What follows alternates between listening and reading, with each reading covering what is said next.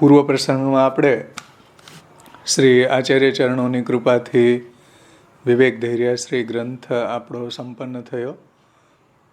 આજે આપણે નવરત્ન ગ્રંથનું અધ્યયન કરશું. એટલે નવરત્ન અને અંતઃકરણ પ્રબોધ આ બંને ગ્રંથો શ્રી આચાર્ય ચરણોએ ચિંતા અને ઉદ્વેગને કઈ રીતે દૂર કરી અને આપણા ચિત્તની જે કૃષ્ણ પ્રવણતા છે એને બનાવી રાખવી, એ મહાપ્રભુજી અહીંયા આપણને સમજાવ્યું છે. કેમ કે ગમે એટલી આપણી ઉચ્ચ કક્ષા થઈ ગઈ હોય, ચિત્ત આપણું હંમેશા જો પ્રભુમાં પ્રવણ થતું હોય છતાં પણ જો ચિંતા હોય, ઉદ્વેગ હોય, તો આપણું ચિત્ત ભગવાનમાં લાગી ન શકે, ન સેવામાં લાગે, ન કથામાં લાગે. એટલા માટે આપણી ચેતસ્તત પ્રવણાત્મિકા જે સેવા છે એ ચિંતાના કારણે આપણા ચિત્તની પ્રભુ પ્રવણતા ન રહીને બહિર્મુખતા પ્રાપ્ત થાય, એનું કારણ ચિંતા અને ઉદ્વેગ છે. સેવાફલ ગ્રંથમાં પણ શ્રી મહાપ્રભુજીએ ઉદ્વેગ પ્રતિબંધો વા ભોગો વા સ્યાત્તુ બાધકમ, જેવી રીતના સેવામાં 3 ફલ છે, અલૌકિક સામર્થ્યમ, સાયુજ્યમ, સેવા ઉપયોગી દેહો વૈકુંઠ આદિશુ, એવી રીતના સેવામાં 3 પ્રતિબંધ પણ છે. તો ઉદ્વેગ, પ્રતિબંધ અને ભોગ, એમાં સેવાફલ ગ્રંથમાં શ્રી મહાપ્રભુજીએ ઉદ્વેગનું, એટલે કે આ ચિંતા જે છે એ એક પ્રતિબંધ છે ભગવત સેવામાં અને ભગવત કથામાં. તો ત્યાં એનો ઉલ્લેખ નથી કર્યો વિસ્તારથી, એનો ઉલ્લેખ મહાપ્રભુજીએ નવરત્ન ગ્રંથમાં કરેલો છે. એટલે બધા ટીકાકારોએ ત્યાં નવરત્નની સંગતિ આપી છે કે ભાઈ ઉદ્વેગને કઈ રીતના દૂર કરવો, ચિંતાને કઈ રીતના દૂર કરવી, એનો ઉપાય નવરત્નમાં બતાવી દીધો છે. હવે પ્રતિબંધ અને ભોગનો વિચાર કરવામાં આવે છે. એવું સેવાફલની ટીકા આપણે વાંચીએ તો એમાં ટીકાકારોએ એ રીતે સમજાવ્યું છે. તો નવરત્ન ગ્રંથ એટલો ઇમ્પોર્ટન્સ ગ્રંથ છે, એટલો મહત્વપૂર્ણ ગ્રંથ છે કે આપણા ચિત્તની કૃષ્ણ પ્રવણતા ભગવત સેવામાં અને કથામાં બની રહે, એટલા માટે આ ગ્રંથની આવશ્યકતા છે. આ ગ્રંથ છે એ મહાપ્રભુજીએ ગોવિંદ દુબે સાચોરા માટે એને નિમિત્ત બનાવીને હરેક પુષ્ટિ સંપ્રદાયને એક આ નવરત્નનો હાર મહાપ્રભુજીએ આપણને આપ્યો છે. 9 શ્લોકો છે, એટલે એ 9 શ્લોકો 9 રત્નો બરાબર છે.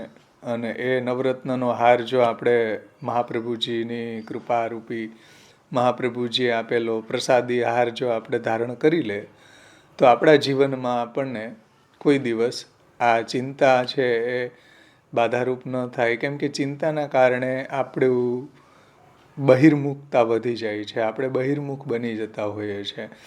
ભગવાનની સેવામાં અને કથામાં બંને રીતે બહિર્મુખતા આવી જાય ચિંતાના કારણે. તો એ ચિંતાને દૂર કઈ રીતે કરવી, એના ઉપાયો શ્રી આચાર્ય ચરણોએ અહીંયા સમજાવ્યા છે. અને નવરત્ન ગ્રંથ મહાપ્રભુજીએ ગોવિંદ દુબે અને એક 252 ભગવદીઓમાં આવે છે મુરારી આચાર્ય, 130મી વાર્તા છે, એને પણ સંભળાવેલો છે મુરારી આચાર્યને.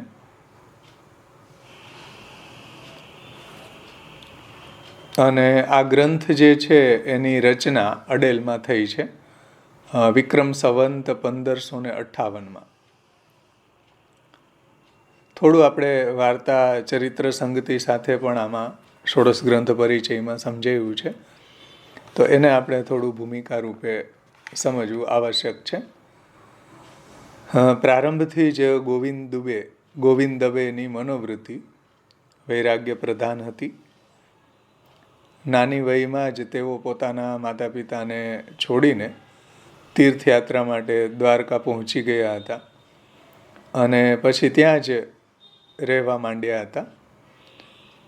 ભાવપ્રકાશ અનુસાર તેઓ મર્યાદા પુષ્ટિના જીવ હતા અને તેને અનુરૂપ એની જે આસક્તિ છે એ દ્વારકા લીલામાં વિશેષ હતી અને તેથી દ્વારકાના શ્રી રણછોડજીના સ્વરૂપમાં પણ એની અતિ અધિક આસક્તિ હતી.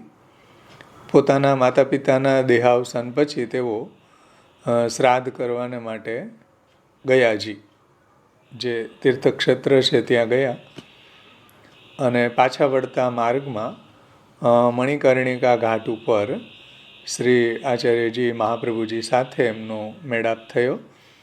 દર્શન કરવાના સમયે તેમને ઈચ્છા થઈ કે ભાઈ શ્રી મહાપ્રભુજી પાસે રહીને થોડું જ્ઞાન મેળવું અને શ્રી મહાપ્રભુજીને વિનંતી કરી. શ્રી મહાપ્રભુજીએ પણ એને અનુમતિ આપી. અનુમતિ મળી જતાં ક્યાંકથી વ્યાકરણનું પુસ્તક એ લઈ આવ્યા, પરંતુ શ્રી મહાપ્રભુજીએ મૂળ ભગવદ્ ગીતાના અધ્યાપન દ્વારા જ સંસ્કૃત ભાષા, વ્યાકરણ તેમજ સિદ્ધાંતોનું જ્ઞાન પણ એમને પ્રદાન કરી દીધું. વ્યાકરણ તો એનું અવાંતર ફલ હતું. મુખ્ય તો મહાપ્રભુજીએ એને જે શ્રીમદ ભગવદ્ ગીતાનો સાર છે, ભગવદ્ ગીતાનો જે સિદ્ધાંત છે એનું અધ્યયન અધ્યાપન એને કરાવી અને ભક્તિ માર્ગનો પણ ઉપદેશ આપી દીધો. એનાથી પ્રભાવિત થઈને તેઓ પુષ્ટિ માર્ગમાં દીક્ષિત થયા અને શ્રી મહાપ્રભુજીની આજ્ઞા પ્રમાણે ઘરે પાછા આવી અને ભગવત સેવામાં એ પ્રવૃત્ત થઈ ગયા. 84 વૈષ્ણવોની વાર્તા પ્રમાણે ગોવિંદ દુબેએ એક પત્ર શ્રી મહાપ્રભુજીને લખ્યો છે કે મહારાજ, મારા મનમાં બહુ જ વ્યગ્રતા રહે છે. ભગવત સેવામાં ચિત્ત ચોટતું નથી, તો મારે શું કરવું? જો ગુરુ અને શિષ્યના સંબંધો કેવા હતા કે એનું ચિત્ત ભગવાનમાં લાગતું નથી, તો એને મહાપ્રભુજીને વિનંતી કરી કે ભાઈ આનો શું ઉપાય? ત્યારે શ્રી મહાપ્રભુજીએ પત્ર આચાર્યજીની મહાપ્રભુજીએ પત્રમાં આ નવરત્ન ગ્રંથ લખી અને ગોવિંદ દુબેને મોકલ્યો છે અને લખ્યું કે આ નવરત્ન ગ્રંથનો પાઠ કરવાથી અને એ પ્રમાણે આચરણ કરવાથી તારા મનની વ્યગ્રતા બધી ટળી જશે. તે રીતે પાઠ કરતાં જ આચાર્યજીની કૃપાથી ગોવિંદ દુબેની બધી જે ચિંતા હતી, ઉદ્વેગ હતી, વ્યગ્રતા હતી એ બધું દૂર થઈ ગયું છે અને ભગવત સેવામાં આનંદથી એનું ચિત્ત લાગી ગયું છે. આનંદથી ભગવત સેવા પરાયણે થઈ ગયા. હવે આ પ્રસંગનું એક ઊંડું રહસ્ય શ્રી હરિરાયજીએ ભાવપ્રકાશમાં બહુ સુંદર શબ્દોમાં દર્શાવ્યું છે કે ગોવિંદ દુબેના મનમાં જે વ્યાકુલતા થઈ હતી એનો અર્થ એ છે કે ગોવિંદ દુબેનો જીવ દ્વારકા લીલા સંબંધનો હતો અને સેવા ભાવના એ વ્રજની કરે એટલે એનું મન એમાં લાગતું ન હતું. કમ્યુનિકેશન ન થતું હતું. કમ્યુનિકેશન ગેપ થયો કે ભાઈ જીવ છે દ્વારકા લીલાનો હતો અને લીલા ભાવન જો વ્રજ લીલાનું કરે તો એને માફક ન આવે એમ. કેમ કે જે જીવ જા રસ કે અધિકારી એમાં જ એને સ્વાસ્થ્ય પ્રાપ્ત થાય, એના કારણે આ ચિંતા થતી હતી. તેથી એનું મન એમાં ભગવત સેવામાં લાગતું ન હતું. એમની દ્રઢતા પણ ન થઈ. કેમ કે રાજલીલામાં એટલે એની દ્રઢતા ન થઈ રાજલીલામાં કે ન થઈ વ્રજલીલામાં. આમ એમનું મન અનેક સાધન કરવામાં દોડ્યા કરતું હતું. એમને થતું કે ભાઈ ક્યારેક તીર્થ કરવું, ક્યારેક વ્રત કરવું, કાંઈ જપ કરવું, એમ મન અનેક ઠેકાણે ભટકતું હતું. તેથી શ્રી આચાર્યજી મહાપ્રભુજીએ નવરત્ન ગ્રંથ લખી અને મોકલ્યો કે તું ચિંતા કર નહીં. ચિત્તનો જે ઉદ્વેગ છે તેને પ્રભુની લીલા માનીને તથૈવ તસ્ય લીલેથી મત્વા ચિંતા ધૃતમ ત્યજેત. અને ઠાકોરજીમાંથી તારું મન અન્ય સ્થળે જાય તો એને પણ ભગવદ ઈચ્છા માનીને ચિંતા ન કરવી. કેમ કે ઉદ્વેગ થવો એ સ્વાભાવિક છે, પણ ઉદ્વેગને આપણે એટલું પીંઝણ કરીએ ને એટલે એમાંથી એક ચિંતાનો જન્મ થાય છે. તો ઉદ્વેગમાં કોઈ પ્રોબ્લેમ નથી, પણ ઉદ્વેગનું જે આગળ જતાં બીજું જે ચિંતાના રૂપ એ ધારણ કરે છે ને, એ બહુ ખતરનાક છે, બહુ બાધક છે. એટલે શ્રી મહાપ્રભુજીએ ગોવિંદ દુબેને કહ્યું કે આનો પાઠ કરવાથી, આ રીતે જીવન જીવવાથી બધી ચિંતા દૂર થશે, મનની વ્યગ્રતા રહે તો પણ ભગવદ્ લીલા માનીને ભગવત સેવા પરાયણ થઈને રહેવું જોઈએ. તો એ રીતે મહાપ્રભુજીની કૃપાથી એની ચિંતા બધી દૂર થાય છે. તો ગોવિંદ દુબે જેવા ભક્ત હતા, એ આવા એક ગ્રંથથી પણ એને ચિત્ત ભગવાનમાં લાગી ગયું. એમ તમે બીજા પણ ગ્રંથોના જે પ્રસંગોને આપણે જોઈએ તો એ કોઈને 16 ગ્રંથો કાંઈ બધાય પ્રાપ્ત થયા નથી. કોઈને એક ગ્રંથ, જેમ બાલબોધ ગ્રંથ છે, નારાયણદાસને પ્રાપ્ત થયો, એના દ્વારા એનું ચિત્ત કૃષ્ણ લીલાના ચિંતનમાં એટલું તન્મય થઈ ગયું કે લીલા રસમાં મગ્ન થઈ જતા હતા. તો આવા એક એક ગ્રંથોમાં એને એવી નિષ્ઠા થઈ ગઈ કે એક ગ્રંથથી પણ એને માનસી નિરોધ સર્વાત્મ ભાવ સિદ્ધ થયો. એક ગ્રંથથી. બધાને કોઈ બધા ગ્રંથો લભ્ય નથી થયા, પ્રાપ્ત નથી થયા. તો આપણને મહાપ્રભુજીની કૃપાથી આ બધા ગ્રંથોય પ્રાપ્ત છે અત્યારે, અને એની ઉપરનું ટીકા સાહિત્ય પ્રાપ્ત છે. તો આપણે આપણા આચાર્ય ચરણોની વાણીનું અધ્યયન કરવું જોઈએ કે આપણા જે ભગવદીયો છે એને એક ગ્રંથ દ્વારા પણ જો આવા સર્વાત્મ ભાવ કે માનસી કે નિરોધ સિદ્ધ થઈ જતો હોય, તો આપણી પાસે તો 16 ગ્રંથો બિરાજમાન છે. તો એનું જો ચિંતન કરવામાં આવે તો આપણને પણ મહાપ્રભુજીની કૃપાથી, આપણા સેવ્ય પ્રભુની કૃપાથી આપણું પણ ચિત્ત પ્રભુમાં લાગી જાય છે.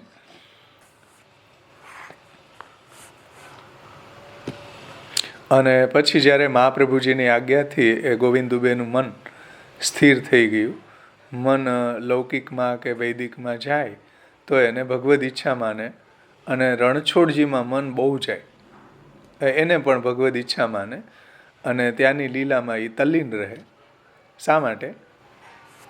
કેમ કે શાસ્ત્રમાં અને પુરાણોમાં પ્રભુને મેળવવાના અનેક ઉપાયો કહેલા છે, અને જીવને ઈચ્છા પ્રમાણેના માર્ગ પણ બતાવ્યા છે. જે જેનો અધિકારી હોય એમાં એનું મન આપમેળે જ લાગી જાય. જે રીતે એનું વરણ થયું હોય એ રીતે એ વર્ણાનુરૂપ એનું ચિત્ત એ લીલામાં કે એ સેવામાં એનું લાગી જતું હોય છે. તેથી જેમ માનવી રસ્તે જનારને 10 ગામના માર્ગો બતાવે, કોઈ રસ્તે જતા હોય તો 10 માર્ગો ખુલ્લા થાય કે 4 માર્ગો ખુલ્લા થાય, પરંતુ જનારે પોતાને જ્યાં જવું હોય એ જ એક માર્ગે ને એ પકડે છે, બધા માર્ગે જતો નથી. એવી જ રીતના કોઈ ભગવદી દ્વારા, કોઈ ગુરુ દ્વારા, કોઈ ઈશ્વર દ્વારા, કોઈ શાસ્ત્ર દ્વારા જેવો અધિકારી એવો સંગ પામે છે, અને તે માર્ગમાં એનો ભાવ દ્રઢ થઈ જાય છે. એવી રીતે ગોવિંદ દુબેને રણછોડજીમાં એનો ભાવ છે એ દ્રઢ થયો. તો જે જીવ જે રસનો અધિકારી હોય એ રીતે જેનું વરણ થયું હોય એ રીતે એને એમાં રુચિ થઈ જતી હોય છે. એટલે આપણે પણ જોઈએ છીએ કે ઘણા વૈષ્ણવોને સેવામાં રુચિ હોય, સેવાની અંતર્ગત પણ શૃંગારમાં વિશેષ રુચિ હોય, કોઈને વિશેષ સામગ્રીમાં રુચિ હોય, કોઈને કથા પક્ષમાં વિશેષ રુચિ હોય, કોઈને કથા પક્ષની અંદર પણ તત્વચિંતનમાં વધારે રુચિ હોય, કોઈને કર્તવ્ય ઉપદેશમાં, કોઈને લીલા ચિંતનમાં. તો એ રીતે આપણે જોઈ શકીએ છીએ જેને જેમાં વિશેષ રુચિ હોય એમાં એનો નિરોધ થઈ જતો હોય છે. પુષ્ટિ પ્રવાહ મર્યાદા ગ્રંથમાં, હા બોલો, કોઈને કંઈ પ્રશ્ન હોય તો બોલો. તો પુષ્ટિ પ્રવાહ મર્યાદા ભેદ ગ્રંથમાં માર્ગ ભેદનું નિરૂપણ કરેલું છે. એટલે સર્ગભેદ, માર્ગભેદ, સાધન ભેદ, ફલ ભેદ, એ બધી વાત આપણે પુષ્ટિ પ્રવાહ મર્યાદા ભેદ ગ્રંથમાં સમજી ગયા. બધા જીવોના માર્ગ અલગ અલગ છે. સ્વયં પુષ્ટિ માર્ગમાં પણ ભગવાનની પાસે પહોંચવાની અનેક દિશાઓ એટલે કે અનેક રીતો છે. જે દિશામાં સહજ રીતે આપણે ચાલી શકતા હોઈએ એ જ બાજુ આપણો જવાનો પ્રયાસ અનાયાસે થઈ જ જાય છે. પોતપોતાના સ્વભાવ પ્રમાણે સરળતાથી જે માર્ગ ઉપર આપણે ચાલી શકીએ છીએ તે માર્ગને છોડીને વિશેષને વિશેષ ફલ મળવાની અપેક્ષાને વશ થઈને અથવા તો કોઈનું ખોટું અનુકરણ કરવાના મનના વલણથી જ્યારે આપણે આપણા સ્વભાવથી વિરુદ્ધ માર્ગ ઉપર ચાલવા ઈચ્છીએ ત્યારે એવા પ્રયત્નમાં ચિંતા, ઉદ્વેગ કે વ્યગ્રતાથી મનનું ઘેરાઈ જવું એ સ્વાભાવિક છે.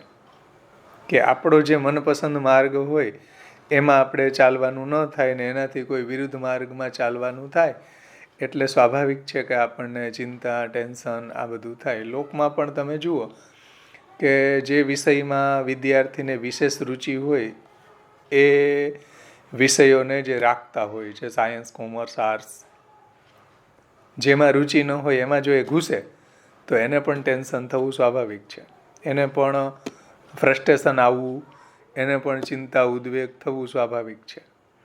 એવી રીતના અહીંયા પણ જે અધિકારી જે પ્રકારનો છે એને જેનો અધિકારી છે એમાં જ એની રુચિ થશે અને એમાં જ એને જવું જોઈએ. વિરુદ્ધ માર્ગ ઉપર ચાલવા ઈચ્છીએ ત્યારે એને પ્રયત્નમાં ચિંતા, ઉદ્વેગ કે વ્યગ્રતાથી એના મન છે એ ઘેરાઈ જતું હોય છે, એ સ્વાભાવિક વાત છે. જેમ કોઈ પ્રવાહી જીવ હોય એને તમે સત્સંગમાં લઈ આવો તો એ બિચારાને ટેન્શન થઈ જાય અને આપણને ક્યાંય લૌકિકમાં જવાનું હોય તો ટેન્શન થઈ જાય. તો આપણું એ સ્વાભાવિક નથી. એટલે આપણી જે સ્વાભાવિક રુચિ જ્યાં હોય ત્યાં આપણે એકદમ સ્વસ્થ રહી શકીએ, એકદમ આપણે આનંદથી જીવી શકીએ. એમ કોઈનો કાંઈ પ્રશ્ન હોય તો પૂછો ભલે, અત્યાર સુધીમાં જે આપણે ભૂમિકા જોઈ એમાં, નહીંતર આગળ વધીએ. પુષ્ટિપથનો જે પથિક છે એ સ્વયં પોતાના સ્વરૂપનું અથવા પોતાના કર્તવ્યના સ્વરૂપનું અથવા પોતાને ભજવા યોગ્ય ભગવાનના સ્વરૂપનું ચિંતન કરે એ તો સ્વાભાવિક અને આવશ્યક છે. પુષ્ટિપથનો જે પથિક છે એ સ્વયં પોતાના સ્વરૂપનું જ્ઞાન, પોતાના કર્તવ્યનું જ્ઞાન, પોતાને ભજવા યોગ્ય ભગવાનના સ્વરૂપનું જ્ઞાન, એનું એ ચિંતન કરે તો બહુ જ જરૂરી છે, સ્વાભાવિક વાત છે અને આવશ્યક પણ છે. સ્વાભાવિક છે અને આવશ્યક છે. પરંતુ એવા ચિંતનનું સ્થાન જો અસ્વાભાવિક ચિંતા લેવા માંડે તો શ્રી મહાપ્રભુજીને રુચિકર કે પ્રિય નથી લાગતું. એટલે જ્યાં ચિંતન કરવાનું છે ત્યાં એનું સ્થાન જો ચિંતા લે તો આ પ્રોબ્લેમ ઊભી થાય છે. હવે આપણા જે મનનું જે વલણ છે એમાં ચિંતન અને ચિંતા એની પ્રક્રિયા એક જ છે. આ બહુ સુંદર પુરુષોત્તમજીએ સમજાવ્યું છે. થોડું આપણે એને પણ સાથે લઈ લઈએ આ સંદર્ભમાં કે ક્યારે ચિંતા બને અને ક્યારે એ ચિંતન બને. કેમ કે ચિંતા શબ્દના અર્થ પણ બેય થાય છે. જેમ ઉક્તા, અનુક્ત, દુરુક્ત, વાર્તિક ચિંતા આપણે ભક્તિ જીવનમાં જોયું હતું. જેની પાસે આ ટીકા સાહિત્ય હોય એને પુરુષોત્તમજીની ટીકામાં 19મા પેજ ઉપર આ શબ્દને સમજાવ્યો છે. ચિંતા એટલે શું? પુરુષોત્તમજી એ રીતે સમજાવે છે, આ સમજવું બહુ જરૂરી છે. ચિંતા શબ્દ સ્મરણમાખ્યે મનોવ્યાપારે યોગરૂઢ. चिंता शब्द स्मरण नामक मनोव्यापार में योगरूढ़ शब्द है. चिंता नो अर्थ था मनोव्यापार, स्मरण, मन से की जाने वाली क्रिया को मनोव्यापार कहते हैं. चिंता शब्द मन से किए जाने वाले स्मरण को स्मरण के अर्थ में योगरूढ़ शब्द है. એટલે ચિંતા શબ્દનો અર્થ છે યોગરૂઢ જોઈએ તો મનોવ્યાપાર, મનનો વ્યાપાર, મનમાં થતું સ્મરણ. अर्थात जब किसी का स्मरण किया जाता है तो उसे चिंतन कहते हैं. જ્યારે આપણે કોઈ પણ વસ્તુનું ચિંતન કરીએ, જેમ સેવામાં ભગવાનના સ્વરૂપનું, જીવના સ્વરૂપનું, જગતના સ્વરૂપનું વગેરે, અથવા તો સેવા અંતર્ગત કોઈ પણ પાસાનું આપણે ચિંતન કરતા હોઈએ છીએ, તો એને ચિંતા કહેવાય છે. કેમ કે આ બે પ્રક્રિયા આપણા મનોવ્યાપારમાં સાથે થાય છે. એટલે જો સારી દિશામાં થતું હોય તો ચિંતન છે, અને ઉદ્વેગ અને ટેન્શનની દિશામાં થતું હોય તો એ ચિંતા છે. બાકી પ્રોસેસ એક જ સરખી થાય છે આપણા બ્રેનમાં. સમજાણું ને? ચિંતન અને ચિંતા. જો ચિંતન થતું હોય તો ચિંતા ન રહે, ચિંતા થતી હોય તો ચિંતન ન થાય. તો એ રીતે અહીંયા સ્મૃતિ એવમ આધ્યાનમ, અહીંયા જે ચિંતા શબ્દ વપરાયો છે એ સ્મરણના અર્થમાં, એટલે સ્મરણ પણ અર્થ થાય છે, પણ અહીંયા એ સંદર્ભમાં નથી વપરાણો. આપણે હજી વિશેષ એને સમજીએ, પુરુષોત્તમજીએ સમજાવ્યું છે. જો કે હવે યોગરૂઢ શબ્દ કો, હવે યોગરૂઢ એટલે શું એને અહીંયા સમજાવ્યું છે કે કોઈ શબ્દ જે છે ઘણી વખત ડિક્શનરી મિનિંગથી સમજાવવામાં આવે તો યોગિક અર્થ કહેવાય છે. હવે એ શબ્દના ઘણા બધા અર્થ થતા હોય, પણ જ્યારે એ આપણે ત્યાં રૂઢ થયો હોય તો એને યોગરૂઢ શબ્દ કહેવામાં આવે છે. तो चिंता शब्द योग रूढ़ है, अर्थात यौगिक भी है और रूढ़ अर्थ भी है. ये योग रूढ़ शब्द कैसे है, यह वे आगे बता रहे हैं कि चित्त स्मृत्याम, आ धातु थी, इस धातु से इसके भाव अर्थ में अंग प्रत्यय लगने से चिंता शब्द बनता है. और शब्दकोश में भी स्मृति एवं आध्यानम, इसके अर्थ में चिंता शब्द का प्रयोग किया जाता है. तो इस प्रकार से कहा गया है. અને चिंता જે છે એ प्रयत्न के बिना भी हो सकती है, और चिंता भाग्य एवं काल जो उसके मूल हेतु है उनके द्वारा भी होती है, और ऐसी चिंता निवृत्त होनी आवश्यक है. કોઈ આપણા પ્રયત્નના કારણે અને કોઈ કાલના કારણે, કોઈ એવો સમય આવી જાય એના કારણે પણ ચિંતા થઈ જતી હોય છે. એટલે ચિંતાની અંદર એ બે પ્રકારો છે. એક તો આપણે કરતા હોઈએ છીએ વોલેન્ટરી ચિંતા, અને એક આપણે કરતા નથી, થઈ રહી છે એ ઇનવોલેન્ટરી ચિંતા. તો 1 થી 7 શ્લોકની અંદર મહાપ્રભુજીએ આપણે જે ચિંતા કરી રહ્યા છીએ, વોલેન્ટરી જે ચિંતા છે, એને દૂર કરવાના ઉપાયો મહાપ્રભુજીએ આપણને સમજાવ્યા છે. અને લાસ્ટ જે 2 શ્લોક છે 8 અને 9માં શ્રી મહાપ્રભુજીએ ઇનવોલેન્ટરી, જે આપણે કરતા નથી પરંતુ આપણા જીવનની અંદર એવો કોઈ પ્રસંગ બનવાના કારણે થઈ જ રહી છે, આપણે ન કરતા હોય તો પણ થઈ જાય છે, એને દૂર એમ પણ સમજી શકે. જાયમાના અને ક્રિયમાણા. બરાબર.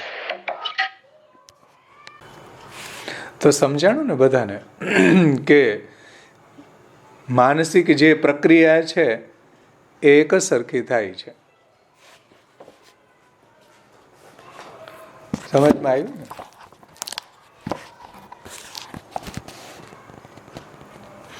એટલે મહાપ્રભુજી અહીંયા 2 વાત કરે છે, એક ચિંતા ન કરવાની અને એક ચિંતન કરવાની. તો ચિંતન અને ચિંતામાં માનસિક એક જ ક્રિયા થતી હોય છે, પણ જો માનસિક ક્રિયા એ સમસ્યા હોય તો ચિંતા બની જાય છે, અને સમાધાન હોય તો ચિંતન બની જાય છે. એ જે મનોવ્યાપાર છે, માનસિક ક્રિયા જે થઈ રહી છે, એ જો સમસ્યાના રૂપમાં પરિણમે તો ચિંતા બની જતી હોય છે, અને એના સમાધાનમાં રૂપમાં જો એ પરિણમે તો એને ચિંતન કહેવામાં આવે છે.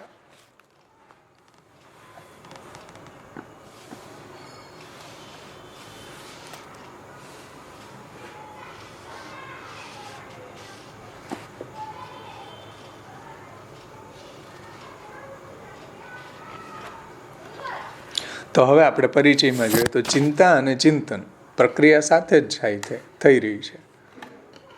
જો પોઝિટિવ દિશામાં જઈ રહ્યું છે તો ચિંતન છે. જો ભગવાનથી ઓપોઝિટ દિશામાં આપણે બહિર્મુખ થઈ રહ્યા છીએ, સંસાર આસક્તિમાં આપણું ચિત્ત વ્યગ્ર થઈ રહ્યું છે, તો એ ચિંતા છે. પ્રક્રિયા એક જ સેમ થઈ રહી છે આપણી અંદર. તો પુષ્ટિપથનું પ્રતીક સ્વયં પોતાના સ્વરૂપનું અથવા પોતાના કર્તવ્યના સ્વરૂપનું અથવા પોતાને ભજવા યોગ્ય ભગવાનના સ્વરૂપનું ચિંતન કરે એ તો સ્વાભાવિક છે, આવશ્યક છે, કરવું જ જોઈએ. પરંતુ ચિંતનનું સ્થાન જ્યારે અસ્વાભાવિક ચિંતા લેવા માંડે તો એ શ્રી મહાપ્રભુજીને રુચિકર કે પ્રિય નથી. અને આ બધાના જીવનમાં આ બનાવ બનતા જ હોય છે. ડે ટુ ડે લાઈફમાં બને છે કે નહીં?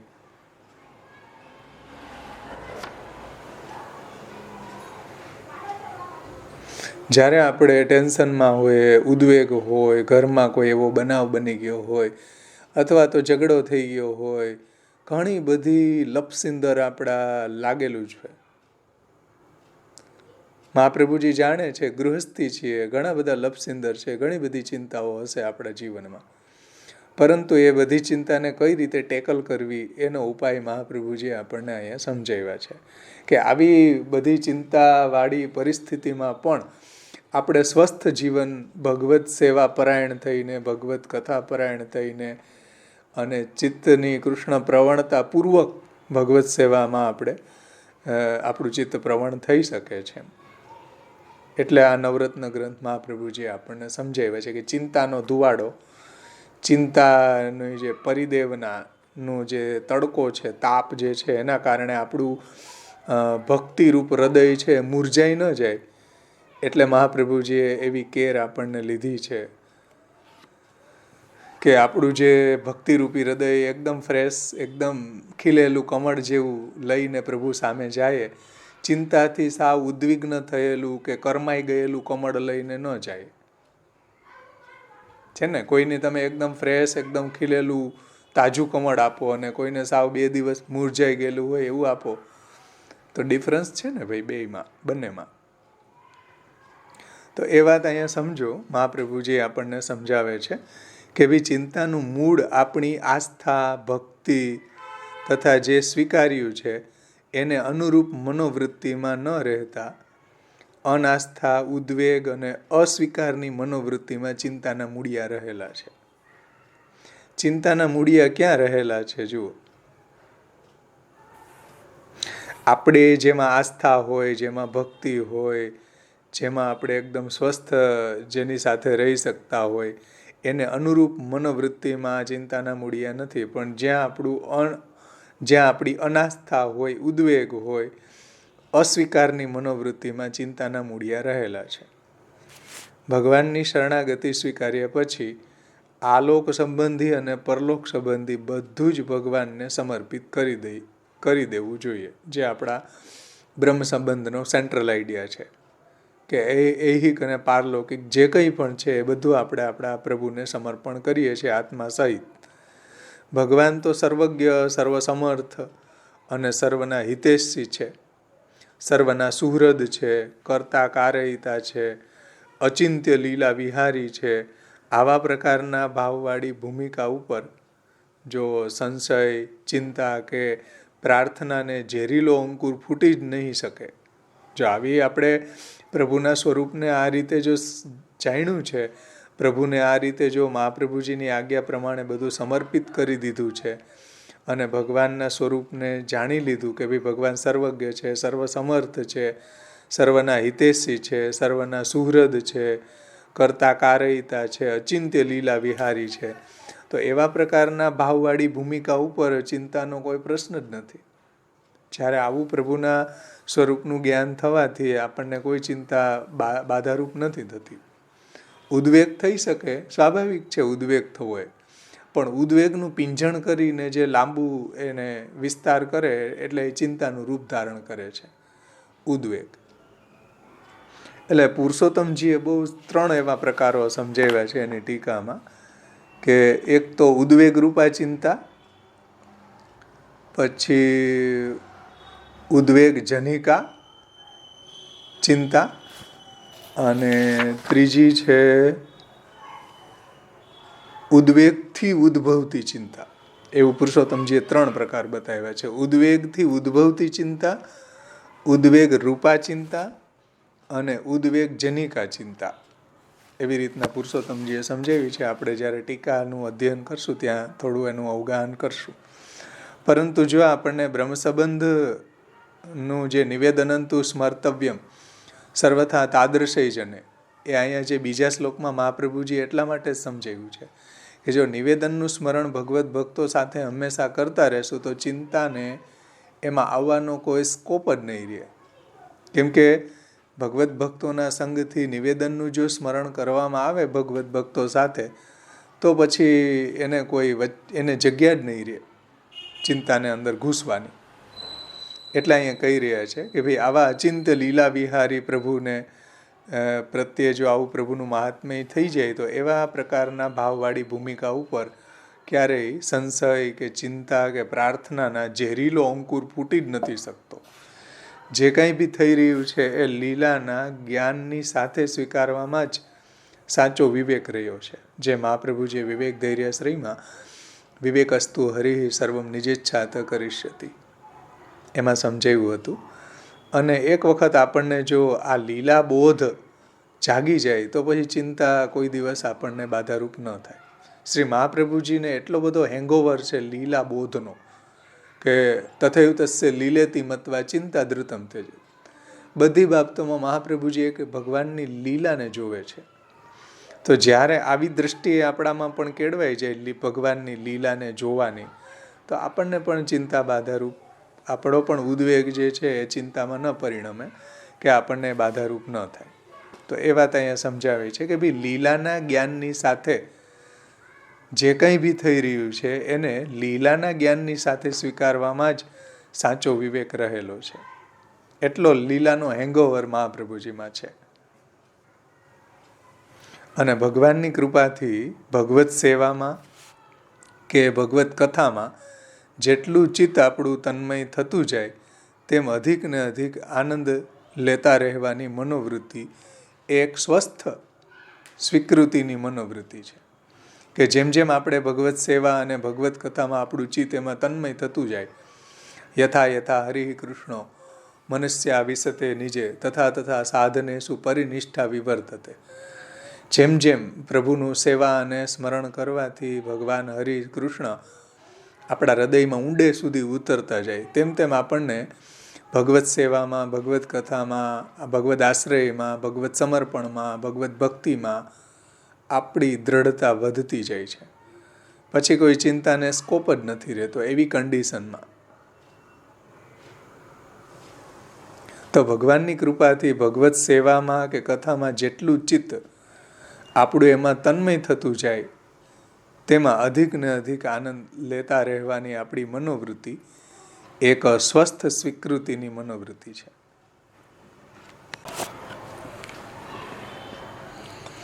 પરંતુ જ્યારે અનધિકાર ચેષ્ટાઓ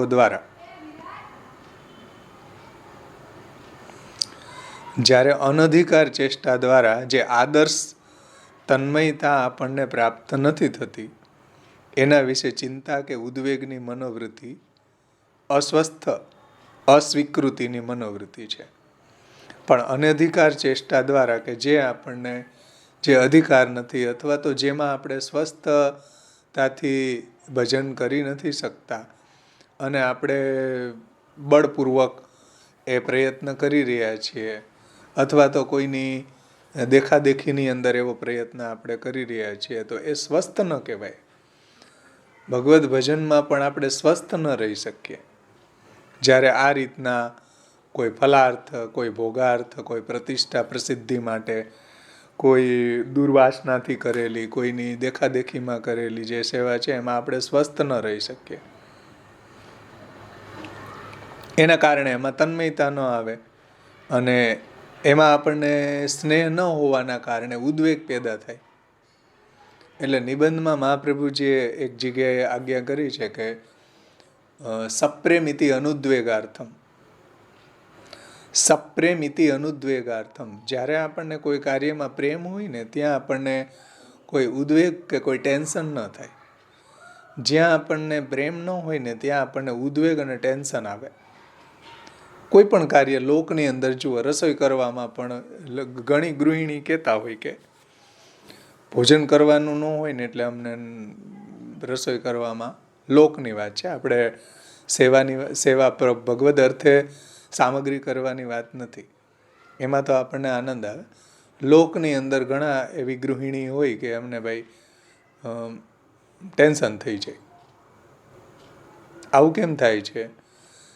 પ્રેમ નથી. એટલે કોઈ પણ કાર્યમાં તમે જો લગ્ન વગેરે કાર્યોમાં પ્રેમ હોય, આપણને આખી રાત જાગીએ તો પણ આપણને ટેન્શન ન થાય, ઉદ્વેગ ન થાય, આનંદ આવે. જેને જેમાં રુચિ છે એની વાત છે. પણ લગ્ન વગર પણ જો કોઈને આખી રાત જાગવાનું કહો, બહુ ટેન્શન થઈ જાય, બહુ ચિંતા થઈ જાય. તો જેમાં આપણને રુચિ હોય એમાં આપણને ઉદ્વેગ કે ચિંતા ન આવે. સપ્રેમિતિ અનુદ્વેગાર્થમ, એવું મહાપ્રભુજીએ કહ્યું છે.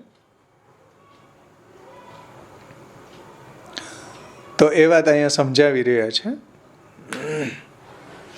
કે ભગવત સેવામાં, ભગવત કથામાં આપણને જો રુચિ હોય તો અધિક ને અધિક આનંદ લેતા રહેવાની મનોવૃત્તિ એ એક સ્વસ્થ મનોવૃત્તિ છે.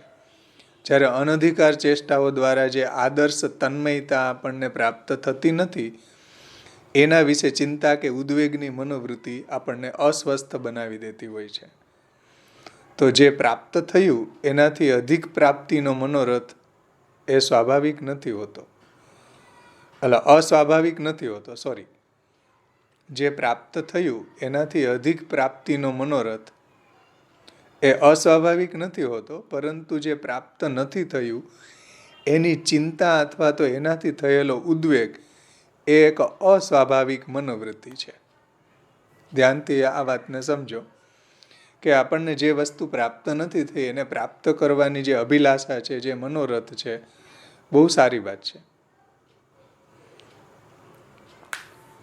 અધિક પ્રાપ્તિનો આપણે મનોરથ, આપણે પણ અધિક ભગવત સેવા, ભગવત કથા પરાયણ થઈ શકે એવો મનોરથ હોવો જ જોઈએ.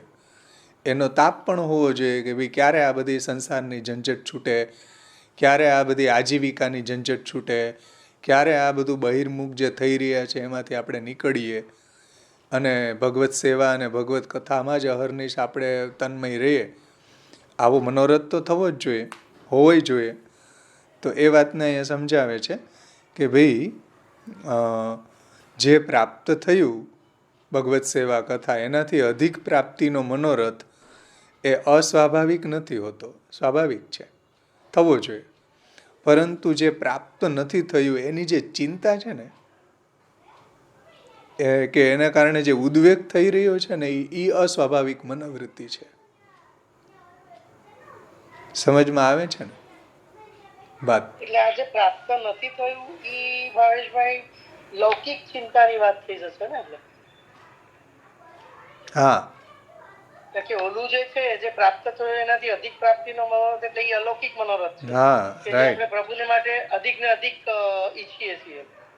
આ જે છે કે જે પ્રાપ્ત નથી થયું અને એની ચિંતા કે લૌકિક નું હશે તો જ એમાં ઉદ્વેગની પોસિબિલિટી વધી જાય છે ને? હા, એમ પણ હોઈ શકે અને અલૌકિકમાં પણ આ બંને હોઈ શકે કે અલૌકિકમાં પણ આપણને અધિક પ્રાપ્તિનો મનોરથ સ્વાભાવિક વાત છે, સારી વાત છે. પરંતુ એ પ્રાપ્ત નથી થયું એનું ટેન્શન લઈને ફરીએ કે ઓહો ભાઈ અમને 84,252 જેવી માનસી સિદ્ધ કેદી થશે. આવા ટેન્શનમાં ફરો. એને મહાપ્રભુજીની આજ્ઞા પ્રમાણે સેવા કરો ને ભાઈ. એવું 84,252 જે માનસી સિદ્ધ થઈ નથી કે એના જેવી માનસી સિદ્ધ થાય એનો મનોરથ એ સ્વસ્થ મનોવૃત્તિ છે, પણ એનું ટેન્શન કે એની ચિંતા આ બાધકરૂપ છે. તો અલૌકિકમાં એ બે પાસા હોય છે. હે ભાવેશભાઈ, એ સકામતા થઈ ગઈ ને ત્યાં આગળ કે તમે 252 વૈષ્ણવ કે એના જેવી તમે જો ઈચ્છા રાખો તો એ સકામતા ના આવી જાય મનુષ્યમાં? એમ નહીં, એવો મનોરથ થવો એ સારી વાત છે, પણ એનું ટેન્શન આવવું કે ચિંતા આવવી એ ખરાબ વાત છે. એને વાત એક જ છે, પણ કયા એંગલથી આપણે એને કરી રહ્યા છીએ.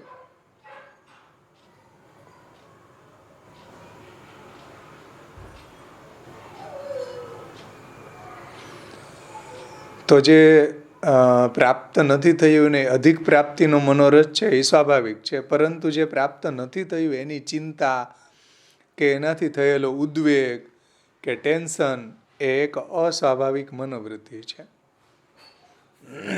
એવી જ રીતના ઘણી વાર આપણને એવું બી થાય છે ને કે આ મનોરથ આપણે કરવો છે, આપણે આટલું સત્સંગ કરવો છે, આ વાંચવું છે.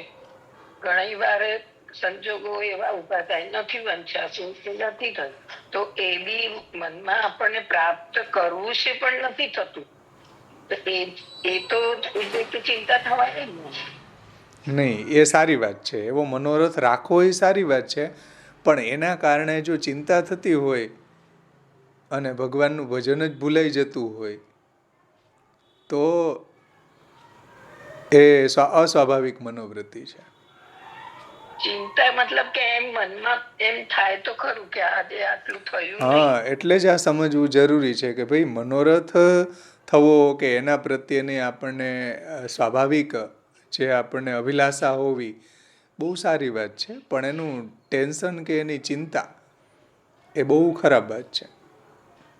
જેમ એક ફોર એક્ઝામ્પલ લોકનું એક દ્રષ્ટાંત આપું કે ભાઈ કોઈ યંગ હોય અને પોતાનું કેરિયર બનાવતો હોય તો એને અભિલાષા હોય કે હું આટલું કમાઈ લઉં કે પછી આવી રીતના હું મકાન ખરીદી લઉં. સ્વાભાવિક વાત છે, આવો મનોરથ થવો જોઈએ એનું કેરિયર બનાવવા પાછળ. પણ એનું ટેન્શન લઈને ફરતો હોય કે ઓહો હજી તો મારી પાસે 50,000 રૂપિયા પણ ભેગા નથી થયા, હું મકાન કેમ લઉં ને કેમ હું બિઝનેસ કરું ને ઢીકડો કરું ને આ કરું ને, હવે એવું ટેન્શન લઈને ફરે તો શું કામનું.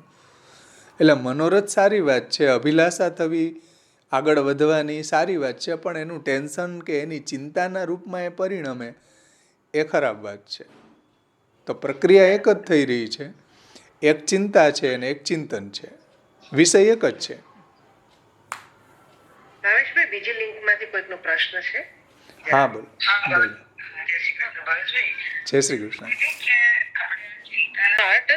અરે પાઠ એમ કે લૌકિક ચિંતા માટે તો નથી ને, એમ મહાપ્રભુજી લૌકિક ચિંતાના નિવારણ માટે તો નથી બનાવ્યો ને, એમ એવો પ્રશ્ન છે. હા, એ તો આપણે જે ગ્રંથ ચાલશે ને એટલે સમજમાં આવી જશે કે કેવી કેવી ચિંતાને દૂર કરવા માટે મહાપ્રભુજીએ નવરત્ન ગ્રંથ લખ્યો. એ કયા પ્રકારનો જે મરીજ છે, કયા પ્રકારની બીમારી છે, એ પ્રમાણે મહાપ્રભુજી એને દવા આપે છે. કે મારો અન્ય વિનિયોગ થઈ રહ્યો છે, મેં તો પ્રભુને સમર્પણ કર્યું છે, છતાંય મારો વિનિયોગ લૌકિકમાં થાય છે, તો ચિંતા થવી સ્વાભાવિક છે કે મેં તો પ્રભુને સમર્પણ કર્યું ને આ લૌકિકની અંદર મારે જવું પડે છે, તો મને ચિંતા થશે.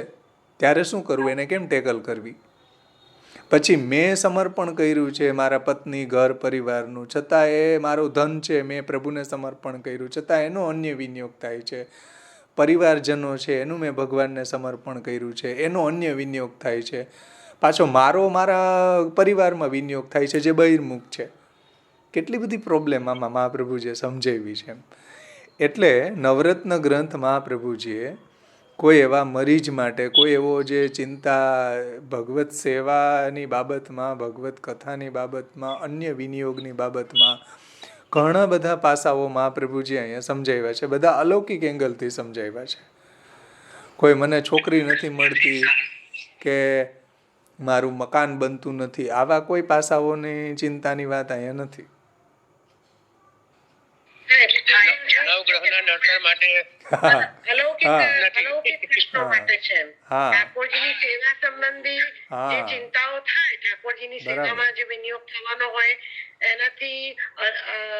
અન્ય વિનિયોગ થાય એ બધી ચિંતા માટે આ નવરત્ન ગ્રંથ છે, નહીં કે આપણે પોતાના સુખાર્થ માટે. હા, એમાં છે ને બધા ટીકાકારોના ઘણા અલગ અલગ મત છે. ઘણા ટીકાકારોએ લૌકિક અલૌકિક બંને ચિંતાઓ લીધી છે અને ઘણાએ નથી લીધું. ઘણાએ અલૌકિક ચિંતાની જ વાત કરી છે. ઘણાએ છેલ્લે મિસેલેનિયસમાં જે બધી ચિંતા હોય એ ભાઈ ભગવાનની લીલા માનીને છોડી દેવી. તો આપણે જેમ જેમ ગ્રંથનું અધ્યયન કરશું એમ આ વાત આપણને સમજમાં આવશે કે ક્યાં કઈ ચિંતાને કઈ રીતે ટેકલ કરવી અને કયા ઉપાય દ્વારા એને દૂર કરવી, એ મહાપ્રભુજી આપણને સમજાવશે. અત્યારે આપણે ભૂમિકા જોઈ રહ્યા છીએ. બાકી નવરત્નનો ખૂબ દુરુપયોગ લોકો કરે છે અને એનાથી પણ સાવધાન રહેવું જોઈએ. ખાસ કરીને ઘણા મહારાજો પણ યુટ્યુબ ઉપર આજે એવા પ્રવચનો મળે છે કે નવરત્ન છે અને નવરત્નો એટલે નવગ્રહો સાથે સરખાવ્યા છે. જેમ હમણાં કનૈયા સાહેબે કહ્યું કે ગ્રહો નડતા હોય તો આ નવરત્નનો પાઠ કરો. આ તો બહુ દુરુપયોગ છે ભાઈ. આવા કોઈ પ્રયોજનથી મહાપ્રભુજીએ નવરત્ન લખ્યો નથી. કોઈ મચ્છરને મારવા માટે મશીન ગન વાપરવાનું ન હોય.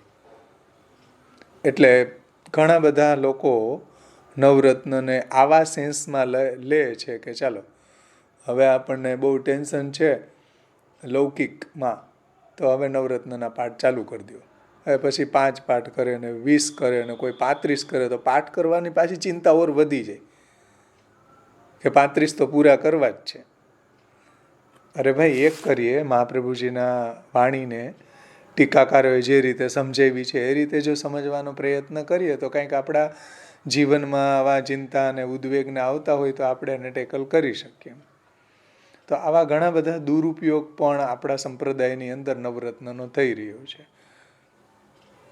તો એનાથી પણ આપણે સાવધાન રહેવું જોઈએ. એવા ઘણા પ્રવચનો યુટ્યુબ ઉપર છે કે જે લોકોએ નવરત્નનો આવો દુરુપયોગી બતાવ્યો છે. તો એવાથી પણ સાવધાન રહેવું જોઈએ. જો એ સાવધાની આપણને આ ટીકાકારોનું આપણે અધ્યયન કરીએ, પુરુષોત્તમજી છે, પછી વિઠ્ઠલરાય વલ્લભાત્મજ, વિઠ્ઠલેશ આત્મજ વલ્લભરાયજી છે, લાલુ ભટ્ટજીનો આમાં લેખ છે, અને ત્યાર પછી ઘણા આમાં ટીકાકારો છે. એક લાલુ ભટ્ટજી, બીજી લિંકમાંથી કોઈક એક બેનનો પ્રશ્ન છે. એક સેકન્ડ. બીજી લિંક. હા, બોલો. વખતે નવરત્નનો પાઠ કરાય? ન કરાય. કેમ કે ષોડશ ગ્રંથની મહાપ્રભુજીએ ઠાકોરજીની સેવામાં આપણે એક યમનાષ્ટકનો અને એક કૃષ્ણાશ્રયનો ઠાકોરજી સન્મુખ પાઠ કરી શકીએ. અને આપણે જારીજી ભરતી વખતે ના જે શ્લોકો છે કે યમનાષ્ટક છે કે યમનાષ્ટપદી છે, નમો દેવી યમને, નમો દેવી યમને, હરે કૃષ્ણ મિલનાંતરાય, એનો પાઠ ભગવદીઓ કરે છે એવું ત્યાં ટીકાઓમાં સમજાવ્યું છે. તો નવરત્નનો પાઠની આવશ્યકતા નથી. એ આપણા કર્તવ્ય ઉપદેશ માટે અનોસરમાં કરવું જોઈએ. એનું અધ્યયન પણ અનોસરમાં કરવું જોઈએ. સેવામાં આપણે ના, એ વખતે શ્લોક છે. તો ટીકા સાહિત્યને આપણે જોઈએ તો વિઠ્ઠલેશ વિરચિત શ્રી ગુસાઈજીની આમાં ટીકા છે નવરત્નમાં. શ્રી ગુસાઈજીએ બહુ સુંદર વ્યાખ્યાન ખૂબ વિસ્તારથી આમાં કર્યું છે. પ્રકાશ ટિપ્પણમ ગુસાઈજીનું છે. અને પુરુષોત્તમજીની ટીકા છે, 10 દિગંત વિજયી પુરુષોત્તમજીની ટીકા છે.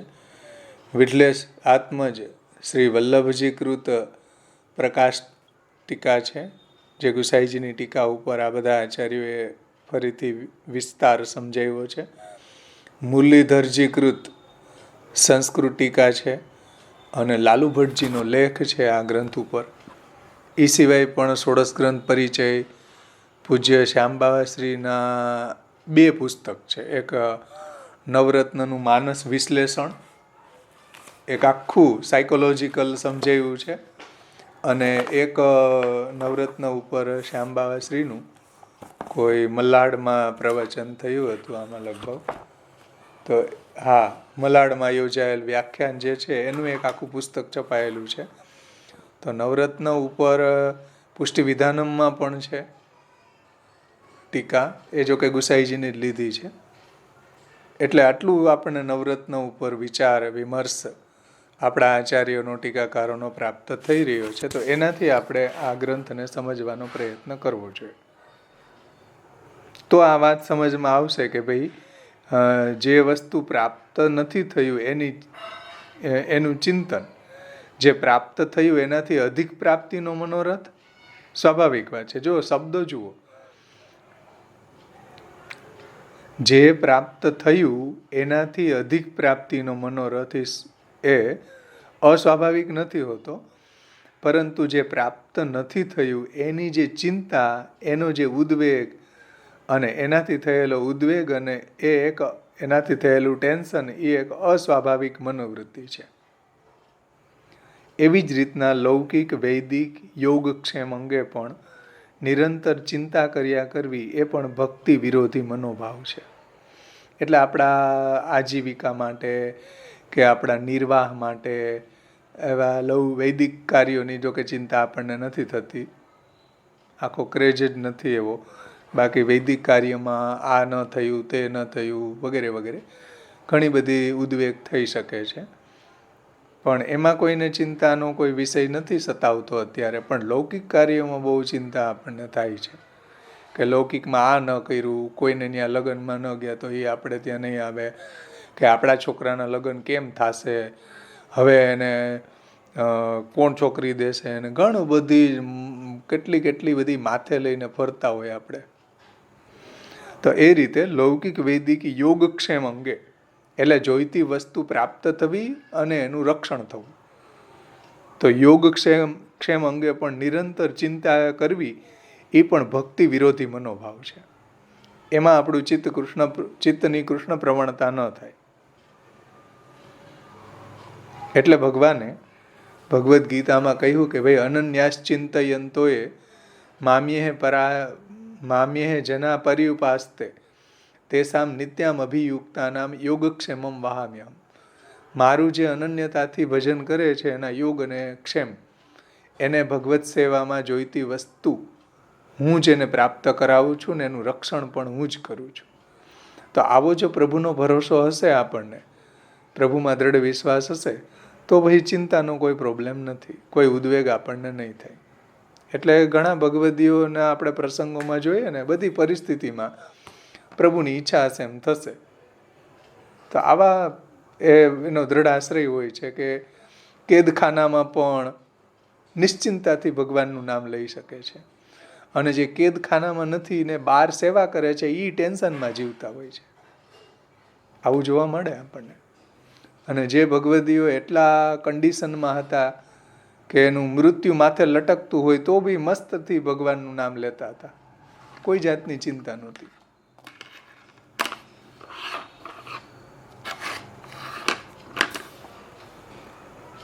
તો જ્યારે પ્રભુમાં એવો આપણને દ્રઢ વિશ્વાસ આવી જતો હોય તો આપણે બધા ચિંતાઓથી એના લેવલથી ઉપર ઉઠી જતા હોઈએ છીએ. પછી આપણને કોઈ જાતની પ્રોબ્લેમ બાધારૂપ નથી થતી. પણ પ્રારંભિક અવસ્થામાં આપણે કઈ રીતે આ ચિંતાઓ ઉપર કાબુ મેળવવો, એના બધા ઉપાયો મહાપ્રભુજીએ આપણને આમાં સમજાવ્યા છે. બીજા બધા ટીકાકારોએ પણ ખૂબ સુંદર રીતે, ખૂબ વિસ્તારથી આમાં સમજાવ્યું છે. હવે કોઈનો કાંઈ પ્રશ્ન હોય તો આપણે એની ચર્ચા કરીએ. બોલો, અત્યાર સુધીમાં જે આપણે ભૂમિકા જોઈ એમાં કોઈનો કાંઈ પ્રશ્ન છે? તેથી ભગવત સેવામાં પ્રવૃત્ત થનારા. હા બોલો. એક મિનિટ. હા. લૌકિક ચિંતાઓ તો સહજ છે. એ તો એકદમથી તો કેવી રીતે, એટલે તમે કીધું નવરત્નથી આ સમસ્યા દૂર થાય, પણ આ લૌકિક ચિંતાઓ જે છે, જે અમારા માટે તો સહજ હોય છે, એટલે જનરલી થતી જ હોય છે કે થોડી બાળકોની ચિંતા થતી હોય કે પછી આ સેવા રિલેટેડ પણ ચિંતા થતી હોય, બહુ જ બધું એક સાથે ઘણી વખત માઇન્ડમાં ચાલતું હોય છે. હવે એમાં એવું છે, આ જે નવરત્નનું માનસ વિશ્લેષણ છે ને, આખું સાયકોલોજીકલ આમાં બાબાએ સમજાવ્યું છે બહુ સુંદર રીતે. એમાં આ વાતને સમજાવી છે કે ઉદ્વેગથી ઉદ્ભવતી ચિંતા.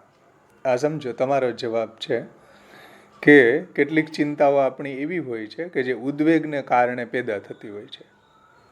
આપણે જ્યારે સમાજમાં જીવી રહ્યા છીએ તો કોઈક ને કોઈક ભયની પરિસ્થિતિ ઉત્પન્ન થાય છે. કોઈ આપણને આપણા પત્ની પુત્રાદિકની ચિંતા થતી હોય, ઉદ્વેગ થતો હોય, ત્યારે આપણને એવો ઉદ્વેગ થઈ જાય છે. ઉદ્વેગ થવો બહુ સ્વાભાવિક વસ્તુ છે, જેમ તમે હમણાં કહો છો, છોકરાઓને ભણાવવા ઇત્યાદિ. પછી ઘણું બધું ગૃહસ્થીઓને તો એટલો જમેલો હોય કે બાપા એનો કોઈ વાત પૂછોમાં. હવે એક લગ્નની અંદર આમાં બાજુમાં કોઈ વૈષ્ણવને ત્યાં હું ગયો તો એ ચોકલેટ આપવાની હતી લગ્નમાં, તો એ લોકો થેલીમાં નાખીને આપતા હતા. નાનકડી જે ઉપરથી દોરી ખેંચવાની થેલી આવે ને, આનો મિનિંગ શું કે ભાઈ એમાંય પાછી કે જે આ રીતે ન આપીએ તો સારું ન લાગે. ઘણી બધા ઉદ્વેગ ગૃહસ્થીઓને ભરાયેલા હોય છે મગજમાં. કંઈ વાંધો નહીં, હોવાય જોઈએ. કેમ કે હૃદય છે ભાઈ, દિલ છે. દિલ હે તો હે સંગો સે ભરના હે ક્યો.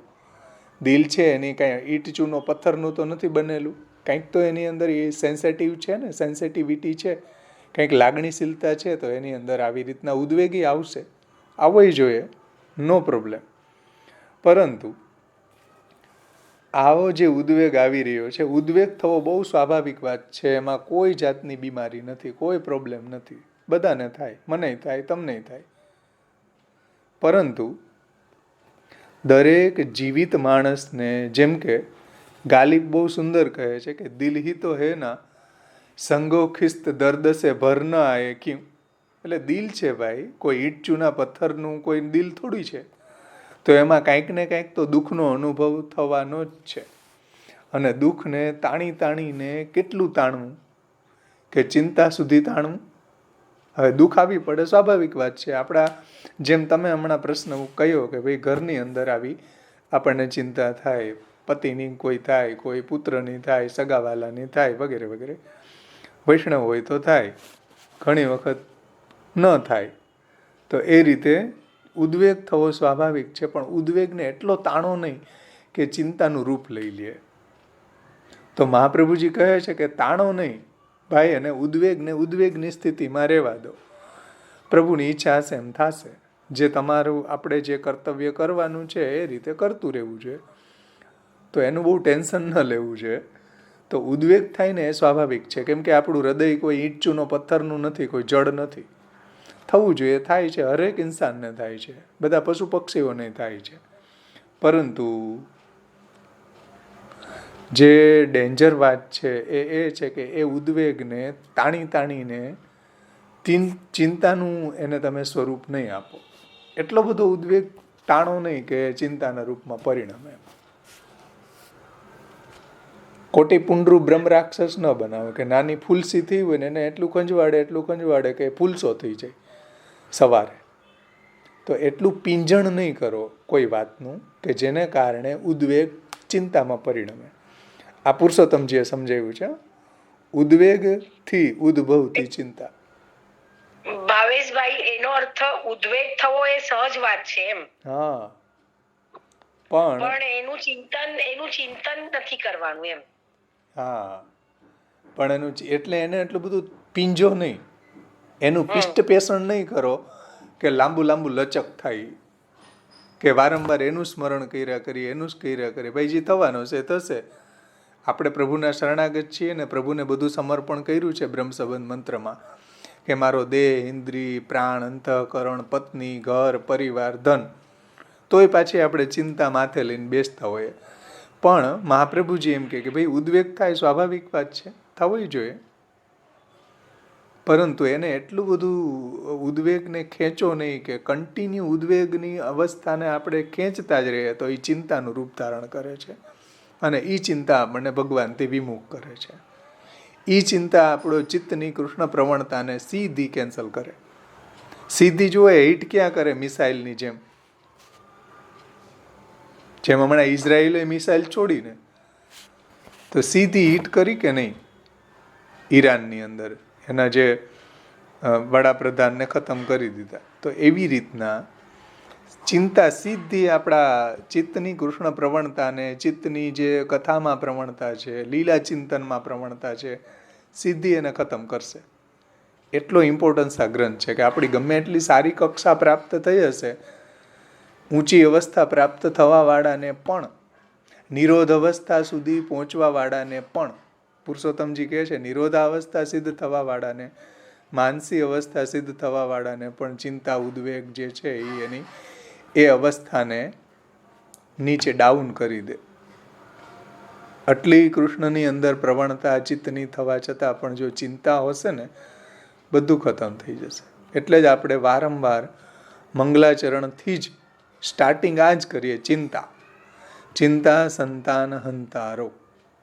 ચિંતાના જે સંતાનો છે, જે શૃંખલાઓ છે, એના સમૂહને હરવાવાળી મહાપ્રભુજીના ચરણ કમળની રેણુ છે. ચિંતા સંતાન હંતારો યત પાદાંબુજ રેણવ, એવા આપણા આચાર્ય ચરણોની રેણુ છે. અહીંયા નવરત્નનું જ મંગલાચરણ આપણે બોલીએ છીએ રોજ, જે ગુસાઈજીએ નવરત્નનું મંગલાચરણ આ કરેલું છે, અને આપણે રોજ એ મંગલાચરણમાં પાઠ કરીએ કે મહાપ્રભુજીના ચરણારવિંદની કૃપાથી આપણી જે ચિંતાની જે શૃંખલાઓ છે, એનો સમૂહ છે, એ ખતમ થાય અને આપણું ચિત્ત કૃષ્ણમાં પ્રવણ થાય. એવા સ્વીયાનામ તાન્નિજાચાર્યાન પ્રણમામી મુહુર મુહુર, એવા આપણા આચાર્ય ચરણોને હું વારંવાર પ્રણામ કરું છું. તો સમજાણું ને, ઉદ્વેગ થવો એટલું ખરાબ નથી, થવોય જોઈએ. આપણું હૃદય કંઈ પથ્થરનું તો નથી બનેલું. ઉદ્વેગ થાય એનો વાંધો નહીં, પરંતુ ચિંતાના રૂપમાં એ ન પરિણમે એની કાળજી લેવી જોઈએ. ભાવેશભાઈ, હા, આપણી કેવા પ્રકારની ક્રિયા ને ભગવદ ઈચ્છા નહીં માનવી જોઈએ?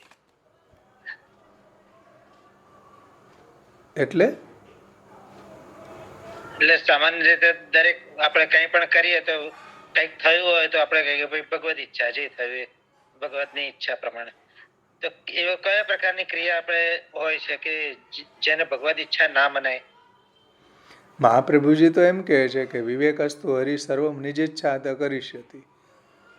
આપણા બધા જીવનમાં, જન્મમાં ત્યાંથી મરીએ ત્યાં સુધી, વિવેકસ્તુ હરિ સર્વમ નિજેચ્છા ત કરીષ્યતિ. વિવેક એ જ છે કે બધું હરિ પોતાની ઈચ્છાથી કરે છે. આવો વિવેક હંમેશા રાખવો જોઈએ.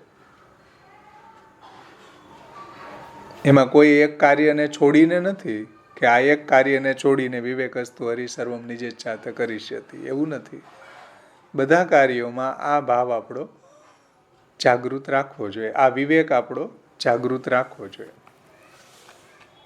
કે વિવેકસ્તુ હરિ સર્વમ નિજેચ્છા ત કરીષ્યતિ.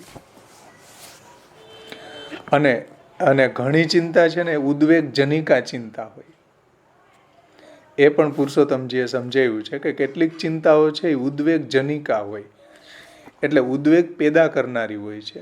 ચિંતા પહેલાં શરૂ થાય છે અને એને કારણે આપણે પોતે પછી ઉદ્વેગ કરવા માંડીએ છીએ, એટલે ઉદ્વિગ્ન થઈ જઈએ છીએ, ટેન્શનમાં આવી જઈએ છીએ. તો ઉદ્વેગ જનિકા ચિંતા. અને એની પહેલાં જે આપણે જોઈ હતી એ ઉદ્વેગથી ઉદ્ભવતી ચિંતા. સમજાણું ને? અને ભાવેશભાઈ, એટલે ઉદ્વેગ આવે ત્યારે આપણે વિવેકસ્તુ હરિ સર્વમ નિજેચ્છા ત કરીષ્યતિ વિચારીએ તો એ ઉદ્વેગ ડાયલ્યુટ થયો કહેવાય ને? હા, બધી આપણે પરિસ્થિતિમાં ઉદ્વેગ થાય એમાં કોઈ પ્રોબ્લેમ નથી, પણ હવે આપણે મહાપ્રભુજીને આ વિવેક ધૈર્યાશ્રયને સમજીએ કે ભાઈ વિવેકસ્તુ હરિ સર્વમ નિજેચ્છા ત કરીષ્યતિ. પ્રભુની ઈચ્છા હશે એમ જ થશે. જીવતું સિદ્ધને ચિંતા કરે, કૃષ્ણને કરવું હોય તે કરે. આપણા ઊંધા ચિત્તા થવાથી ગમે એવી પરિસ્થિતિની અંદર આપણું કાંઈ થવાનું નથી. પ્રભુ જેમ ઈચ્છશે, પ્રભુએ જે રીતે વિચાર્યું હશે, પ્રભુને જે રીતે પસંદ હશે, પ્રભુએ જેમાં આપણું હિત વિચાર્યું હશે એમ જ કરશે, એમ જ થશે. એટલે ઊંધા ચિત્તા થવામાં, શીર્ષાસન કરવામાં કોઈ ફાયદો નથી. જે કન્ડિશન ઊભી થઈ છે એને આપણે બદલવા આપણે સમર્થ નથી. એટલે અશક્ય કન્ડિશન હોય, સુશક્ય કન્ડિશન હોય, બંને પરિસ્થિતિમાં ભગવદ આશ્રય રાખવો જોઈએ. હા, બોલ. એટલે સહજમાં સ્વીકારી લેવું એ જ આપણું જીવનું કર્તવ્ય છે એમ. શ્યોર. આપણે કોઈ ખોટા કામ કરવા જઈ રહ્યા છીએ તો એ પણ ભગવદ ઈચ્છા મનાશે? હા, એ પણ મનાશે જ ને. પછી નરકમાંય તમે જ જાશો, કેમ કે ભગવાનને નરક આપવું છે એટલે તમને ખોટા કાર્યમાં પ્રવૃત્ત થયા. એસ એવ સાધુ કર્મ કારેતી તમ યમેભ્યો લોકેભ્યો ઉનિનિસતિ. એસ એવ અસાધુ કર્મ કારેતી તમ યમેભ્યો લોકેભ્યો અધોનિનિસતિ. જેને ભગવાન ઉપર લઈ જવા માગે છે એની પાસે સારા કર્મ કરાવે છે, જેને અધોગતિ કરવી છે એની પાસે ખરાબ કર્મ કરાવે છે. તો તમે જ્યારે ખરાબ કર્મ કરવા જઈ રહ્યા છો તો નક્કી છે તમને ભગવાનને અધોગતિ કરવી છે. અને તમે જ્યારે સારા કર્મ કરી રહ્યા છો તો નક્કી છે ભગવાનને તમારી ઉર્ધ્વ ગતિ કરવી છે. ભગવાન જ કરી રહ્યા છે. સમજાણું ને ભાઈ મનીષભાઈ? હા હા બરાબર છે, સમજાય છે. એટલે જે કાંઈ બી કરતા હોય, એક સેકન્ડ. હા, એટલે તમે આ જણાવ્યું એટલે મને પેલો દુર્યોધન યાદ આવ્યું કે જાણે છે કે હું અધર્મ કરી રહ્યો છું. એટલે છે ને કોઈ પણ કાર્ય કરતા પહેલા તસ્માત શાસ્ત્રમ પ્રમાણમ તે કાર્ય વ્યવસ્થિત જ્ઞાત્વા શાસ્ત્રમ વિધાનોક્તમ કર્મ કર્તુમ ઇહારહસી. ભગવાન ગીતાજીમાં કહે કે શું કરવું અને શું ન કરવું એ બાબતમાં શાસ્ત્ર પ્રમાણ છે. મહાપ્રભુજીએ જે આપણને ષોડશ ગ્રંથ સમજાવ્યા છે, વેદ, ગીતા, બ્રહ્મસૂત્ર, ભાગવત, એમાં જે રીતે આપણને જીવવાનું કહ્યું છે એ રીતે આપણે જીવવું જોઈએ. એ બધાના નિષ્કર્ષ રૂપે મહાપ્રભુજી આપણને ષોડશ ગ્રંથ સમજાવ્યા એ રીતે જીવવું જોઈએ. કોઈ જગ્યાએ આડું અવડું ન ચાલવું જોઈએ. કોઈ જગ્યાએ શાસ્ત્રથી વિરુદ્ધ, મહાપ્રભુજીના સિદ્ધાંતથી વિરુદ્ધ આચરણ ન કરવું જોઈએ. એ જે પુષ્ટિજીવ પ્રવાહી જીવની વાત આપણે નથી કરતા, અને જેમ કરવું એમ કરે. એના માટે તો પ્રભુએ નો ડિસિઝન ઇઝ માય ડિસિઝન, કોઈ નિર્ણય ન કરવો એ જ ભગવાનનો નિર્ણય છે. તો એના વિશે કંઈ આપણે વાત નથી કરતા. પણ જ્યારે એ જે પુષ્ટિજીવની વાત છે, તો પુષ્ટિજીવ છે જ્યારે એ મહાપ્રભુજીના સિદ્ધાંત વિરુદ્ધ આચરણ કરે, શાસ્ત્ર વિરુદ્ધ આચરણ કરે, તો એને એનું ફલ મળે. ભગવાન એને શિક્ષા આપશે. ભગવાન એને છોડશે નહીં, પણ દંડ આપીને પણ એને સુધારશે. પ્રવાહી જીવને તો એ પણ નહીં કરે. એટલે આપણે આપણા આચાર્યની, શાસ્ત્રની આજ્ઞાની દિશામાં ચાલવું જોઈએ.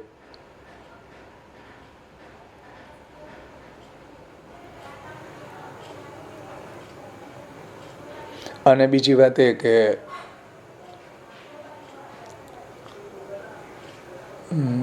ધ્યાના સમર્થ જીવાનામ અસ્માકમ સર્વદા સ્વતઃ બુદ્ધિ પ્રેરક કૃષ્ણસ્ય પાદપદ્મમ પ્રસીદતું. ધ્યાના સમર્થ જીવાનામ અસ્માકમ સર્વદા સ્વતઃ.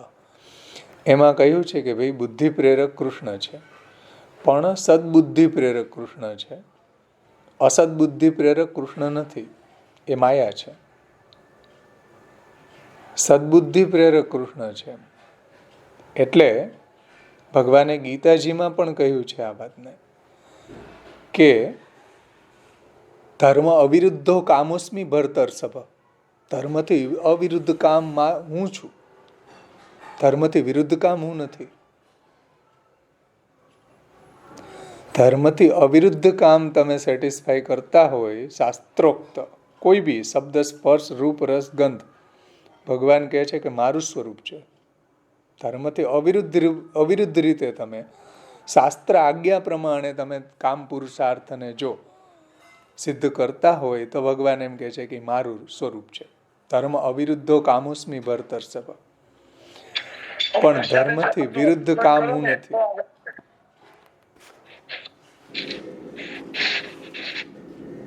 હા, શું બોલો?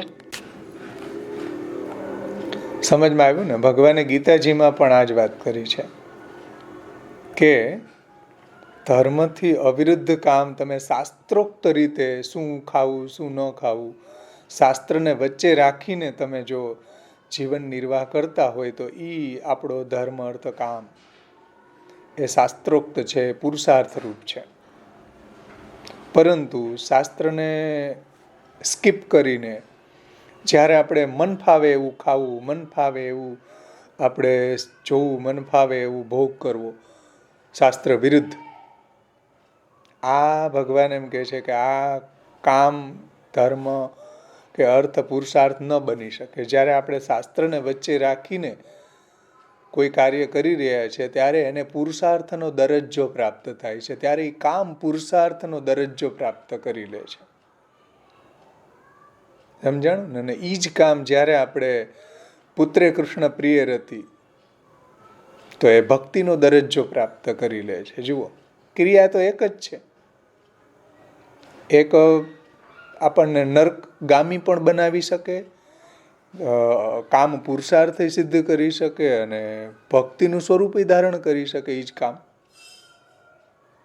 સમજાણું ને? એટલે શાસ્ત્રથી અવિરુદ્ધ આચરણ આપણું હોવું જોઈએ. શાસ્ત્રથી વિરુદ્ધ આચરણ જો હોય તો એનું ફલ નર્ક છે. સમજમાં આવ્યું ને ભાઈ? એટલે બુદ્ધિ પ્રેરક કૃષ્ણસ્ય પાદ પદ્મ પ્રસિદ્ધતોનો ખોટો અર્થ નહીં લેતા કોઈ. બુદ્ધિ પ્રેરક કૃષ્ણ છે એ સદબુદ્ધિ પ્રેરક કૃષ્ણ છે. ભગવત ગામી બનાવનારી બુદ્ધિ, ભગવત સેવામાં, ભગવત કથામાં, સમર્પણમાં, ભક્તિમાં આપણે આગળ વધીએ એવી બુદ્ધિ પ્રેરક કૃષ્ણ. કૃષ્ણ અને કૃષ્ણ જ છે. કૃષ્ણ સિવાય બીજું કોઈ નથી. પણ મહાપ્રભુજીના સિદ્ધાંત વિરુદ્ધ આચરણ કરી રહ્યા છે તો એવી બુદ્ધિ કૃષ્ણ પ્રેરતા નથી. એ કોઈ માયા, કોઈ અવિદ્યા, કોઈ સંગનું પરિણામ છે. સમજમાં આવ્યું ને ભાઈ? હા, સુંદર સમજમાં આવ્યું. સરસ. ચાલો, બીજા કોઈને કઈ પ્રશ્ન હોય તો. ભાવેશભાઈ, હા, ગયા અઠવાડિયે મારો એક જૈન મિત્ર છે, બહુ જ ભણેલો છે, મારી સાથે જ ભણતો હતો. એની સાથે મારે ચર્ચા થઈ. એ મને કહે કે આ ઈરાનનું જે યુદ્ધ છે એ ભગવાન જ કરાયું ને, એટલે ભગવાન દોષી નથી. મેં એને ગીતાજીનું બધું ઘણું સમજાયું, પણ કે તમે મને કન્ફ્યુઝ કરો છો. પછી મેં એને કીધું હું તને ગીતાજી આપીશ, તું વાંચજે. એમ તો મહાભારતનું યુદ્ધ થયું એ બી કૃષ્ણ જ કરાયું તું, લોકો એમ પણ કહે છે. એટલે મેં કીધું ગીતાજી બરાબર સમજવા પ્રયત્ન કર ને પછી ન સમજાય તો વાત કરજે મારી સાથે, તાકી આ ચર્ચાનો અંત નહીં આવે. હા, એમાં બરાબર. બ્રાહ્મણે વૈષમ્ય ને ગુણ્યનો દોષ ન લાગે. હા, રાઈટ. કારણ કે એના તમે માટે તમારા એક હાથે બીજા ગાલને તમે મારો તો તમે તમારા પોતાને જ મારો છો. એના માટે મહાપ્રભુજીને પકડવા પડશે. મહાપ્રભુજી વગર આનું સમાધાન મળે નહીં. કદાચ 100 વાર ગીતાજી વાંચે ને તો એને સમજમાં ન આવે. એના માટે આચાર્ય ચરણોની વાણીનું જો આપણો દ્રઢાશ્રય હોય, મહાપ્રભુજીનું શાસ્ત્રાર્થનું અધ્યયન કર્યું હોય તો આ પાછું સમજમાં આવે. સર્વનિર્ણયનું અધ્યયન કર્યું હોય, એતદાત્મવિદમ અયમ એવ બ્રહ્મવાદ આત્મૈવ તદિદમ સર્વમ સૃજતે સૃજતિ પ્રભુ ત્રાયતે ત્રાતિ વિશ્વાત્મા હરતે હરતિરીશ્વર અયમ એવ બ્રહ્મવાદ. ઉત્પન્ન કરવાવાળો એ જ છે, ઉત્પન્ન થવાવાળો પણ એ છે, પોષણ કરવાવાળો પણ એ છે ને પોષણ જેનું થઈ રહ્યું છે એ પણ એ જ છે, લય કરવાવાળો એ પણ છે ને જેનો લય થઈ રહ્યો છે, ખામ નહીંનો ખેમ નહીંનો એ પણ એ જ છે.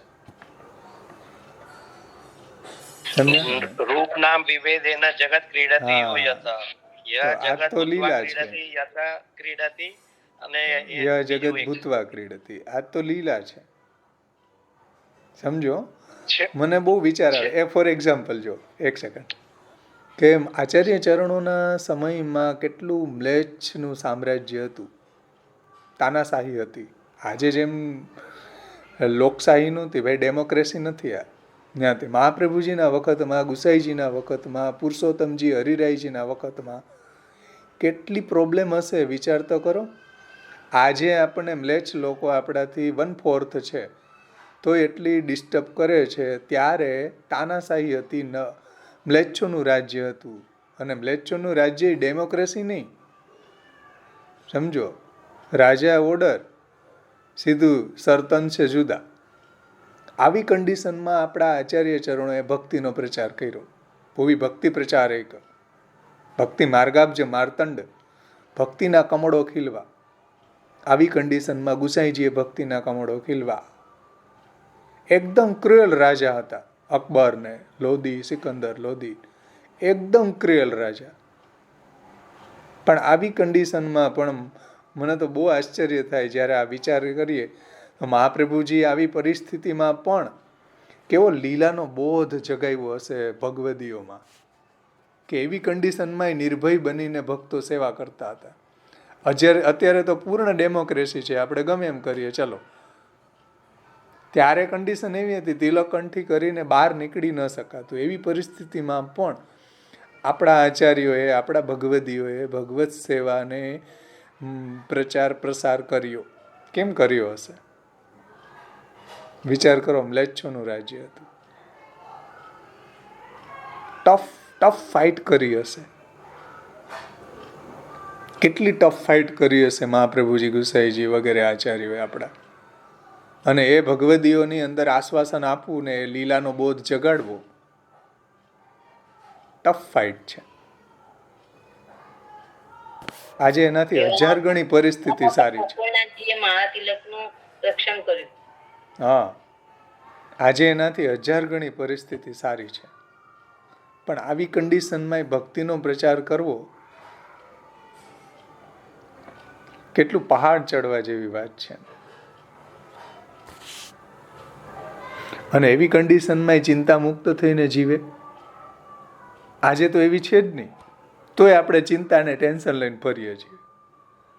વિચાર કરો તમે, સવારમાં ઉઠે એટલે ઘઉંને દળવાના હતા, કોઈ ઘંટીઓ હતી નહીં, વીજળી નહોતી, લાઇટ નહોતી, જલ ભરવા માટે નદી કિનારે કે કૂવામાં જવું, કૂવામાંથી સિંચીને લેવું પડતું. કોઈ વ્યવસ્થા નથી, કોઈ લાઇટ, કોઈ નળ, કોઈ જલ, કોઈ રસ્તા, કોઈ વાહન, કોઈ વ્યવસ્થા નહીં. એવી કન્ડિશનમાં ભગવત સેવા કરવી. વિચાર કરો, થોડું વિચારો, 84-252 ભગવદીઓ કઈ રીતે જીવા હશે. આપણને બધી ફેસિલિટી છે અત્યારે. સ્વિચ ઓન કરો ને જલ આવી જાય, સ્વિચ ઓન કરો તમને દૂધ આવી જાય, સ્વિચ ઓન કરો તમે આપણા જોઈતા પદાર્થો હોમ ડિલિવરી આવી જાય. વાહન એક જગ્યાએથી બીજી જગ્યાએ જવામાં 1 કલાકમાં પહોંચી જવું. હવે એક ગામમાંથી બીજે ગામમાં ભગવદીઓ સત્સંગ કરવા જતા, હા ચાલવામાં 2-2 કલાક ચાલી જતી. કેવી ટફ લાઈફમાં ભક્તિને ખીલાવી છે. આજે આપણી પાસે બધી ફેસિલિટી છે, છતાં પણ આપણી ભક્તિ ખીલતી નથી. બોલો, એટલે કચાશ ક્યાં છે ભાવેશભાઈ? આપણામાં છે ને. આપણામાં. હા, આપણે સંસારમાં એટલા આસક્ત છીએ, આપણે બીજી બધી ધાંધલમાં માથે લઈને ફરીએ છીએ. કેટલું બધું કમઠાણ આપણું છે, કેટલી બધી ચિંતાઓનો ટોપલો આપણે ભેગો જ રાખીએ છીએ. એટલે મહાપ્રભુજીની વાણી જો આપણી પાસે હશે ને, તો આ બધામાંથી આપણે ઉભરી શકશું, નહીતર શક્ય જ નથી. આચાર્યની વાણી સિવાય બીજો કોઈ ઉપાય જ નથી અત્યારે. ચલો, બીજા કોઈને કઈ પ્રશ્ન છે ભાઈ? એટલા માટે ભગવત સેવામાં પ્રવૃત્ત થનારા પુષ્ટિજીવોને શ્રી મહાપ્રભુજીના નવરત્ન ગ્રંથ દ્વારા બધા જ પ્રકારની ચિંતાઓથી મુક્ત કરવા ઈચ્છે છે. મહાપ્રભુજી આપણને આ બધા જ ચિંતાથી આપણને મુક્ત કરવા ઈચ્છે છે અને આપણું ચિત્ત પ્રભુમય, ભગવત સેવા, ભગવત કથામય અહર્નિશ કેમ બન્યું રે, એ મહાપ્રભુજીનો ગોલ છે. અહીંયા વૈદિક કર્મોમાં કરવાનો અધિકાર, જેવી રીતના ગાયત્રી મંત્રનો ઉપદેશ ગ્રહણ કરવાથી, સંધ્યા આપણને યજ્ઞોપવિત ધારણ કરવાથી વૈદિક કર્મો કરવાનો અધિકાર પ્રાપ્ત થાય છે. એક દ્રષ્ટાંત આપીને મહાપ્રભુજી અહીંયા ટીકાકાર સમજાવે છે કે વૈદિક કર્મ કરવાનો અધિકાર જેવી રીતના ગાયત્રી મંત્રનો ઉપદેશ ગ્રહણ કરવાથી પ્રાપ્ત થાય છે, એવી રીતના પુષ્ટિ માર્ગમાં ભગવત સેવાનો અધિકાર બ્રહ્મ સંબંધની દીક્ષાથી પ્રાપ્ત થાય છે. આત્મનિવેદનની સાર્થકતા ભગવત સેવાની સંપન્નતામાં જ રહેલી છે, તો જ બ્રહ્મ સંબંધ સાચું કહેવાય. આત્મનિવેદનની સાર્થકતા ભગવત સેવાની સંપન્નતામાં જ બ્રહ્મ સંબંધની સાર્થકતા રહેલી છે. અન્યથા કેવલ વાચિક લેવલ ઉપર જ રહેતું હોય છે, એનું કંઈ ફલ ન મળે. કોઈ બ્રહ્મસંબંધ મંત્ર બોલી જાય, બ્રહ્મસંબંધ લઈ લે, તો એનાથી શું એને કોઈ ફલ મળી ગયું? એની સાર્થકતા ત્યારે જ છે કે જ્યારે ભગવત સેવાની અંદર ખીલે બ્રહ્મસંબંધ પ્રેક્ટિકલ. તો ભગવત સેવાની સંપન્નતામાં જ આત્મનિવેદનની સાર્થકતા છે. આથી જ આ ગુસાઈજીની જે ભૂમિકા છે એનું તાત્પર્ય અહીંયા સમજાવી દીધું છે.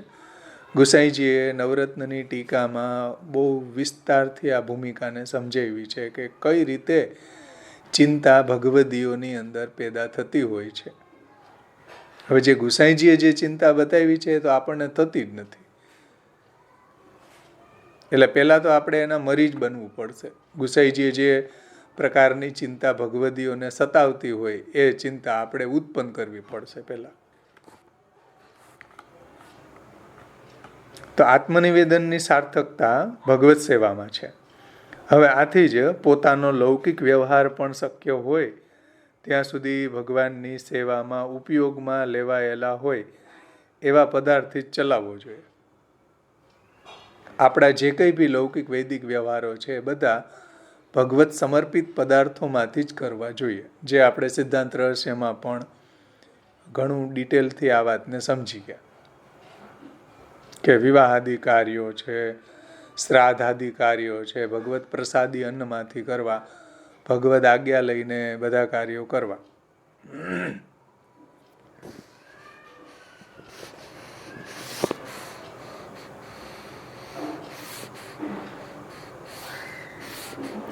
અને એમાં પણ પ્રયોજન તો ભગવત સેવાનો નિર્વાહ જ.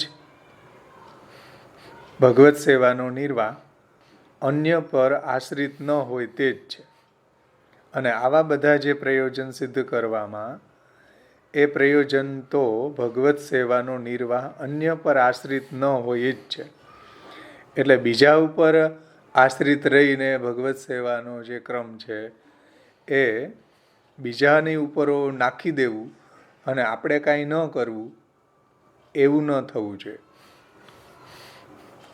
જુઓ, પોતાનો લૌકિક વ્યવહાર પણ શક્ય હોય ત્યાં સુધી ભગવાનની સેવામાં ઉપયોગમાં લેવાયેલા હોય એ પદાર્થથી જ ચલાવવો જોઈએ, અથવા ભગવદ આજ્ઞા લઈને ચલાવવો જોઈએ. ભગવાનના ઉપયોગમાં આવેલા જે પદાર્થો છે એનાથી ચલાવવો જોઈએ. અને એમાં પણ પ્રયોજન તો ભગવત સેવાનો નિર્વાહ અન્ય પર આશ્રિત ન હોય તે જ છે. એટલે ભગવાનને દાન રૂપે કોઈ વસ્તુની ભેટ કર્યા પછી એને ફરીથી પોતાના ઉપયોગમાં લેવાનું વર્જન છે. એટલે ગુસાઈજીએ કહ્યું છે કે ભાઈ દાનેહી ન સ્વવિનિયોગો. દાનમાં આપેલો પદાર્થ છે એનો ઉપયોગ આપણે ન કરી શકીએ, પરંતુ નતું નિવેદને.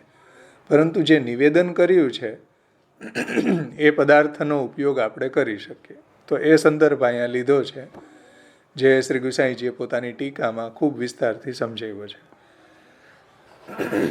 કે ભગવાનને દાનરૂપે કોઈ વસ્તુની ભેટ કર્યા પછી એને ફરીથી પોતાના ઉપયોગમાં લેવાનું વર્જિત કહ્યું છે.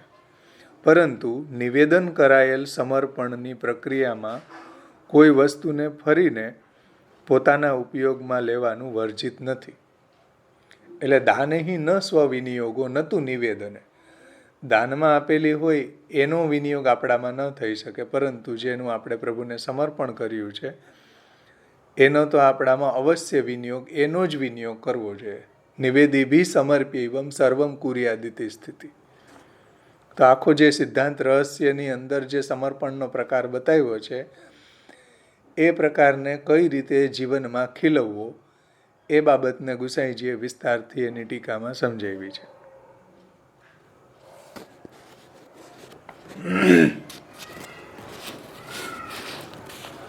એટલા માટે જે પ્રભુને સમર્પણ કરી છે એ સમર્પણની પ્રક્રિયામાં કોઈ વસ્તુને ફરી પોતાના ઉપયોગમાં લેવાનું વર્જન નથી. ઉલટાનું આ રીતે અનુસરવું આ રીતે જ અનુસરવું જોઈએ કે નિવેદિત વસ્તુનો જ ઉપયોગ આપણા જીવનમાં થવો જોઈએ. નહીં તો ભગવાનને નિવેદન કરાયેલ અન્ન વગેરે પણ પ્રસાદના રૂપમાં પાછું લેવાનું વર્જિત માનવું પડશે. જો દાન થઈ જતું હોય તો પછી કોઈ વસ્તુનો આપણે ઉપયોગ કરી શકીશું નહીં. એટલે સિદ્ધાંત રહસ્યમાં ચોથા શ્લોકમાં આ વાતને સમજાવી છે કે ભગવાનને જે દાન કરેલું છે એનો ઉપયોગ આપણે આપણામાં ન કરી શકીએ. જે સમર્પણ કરેલું છે એ સમર્પણથી જ આપણો જીવન નિર્વાહ થવો જોઈએ. અસમર્પિત વસ્તુનામ તસ્માદ વર્જનમ આચરેત. તો અસમર્પિતના ત્યાગનું જ વિધાન કરેલું છે. તેટલા માટે તેથી આત્મનિવેદન કરેલું હોય તેને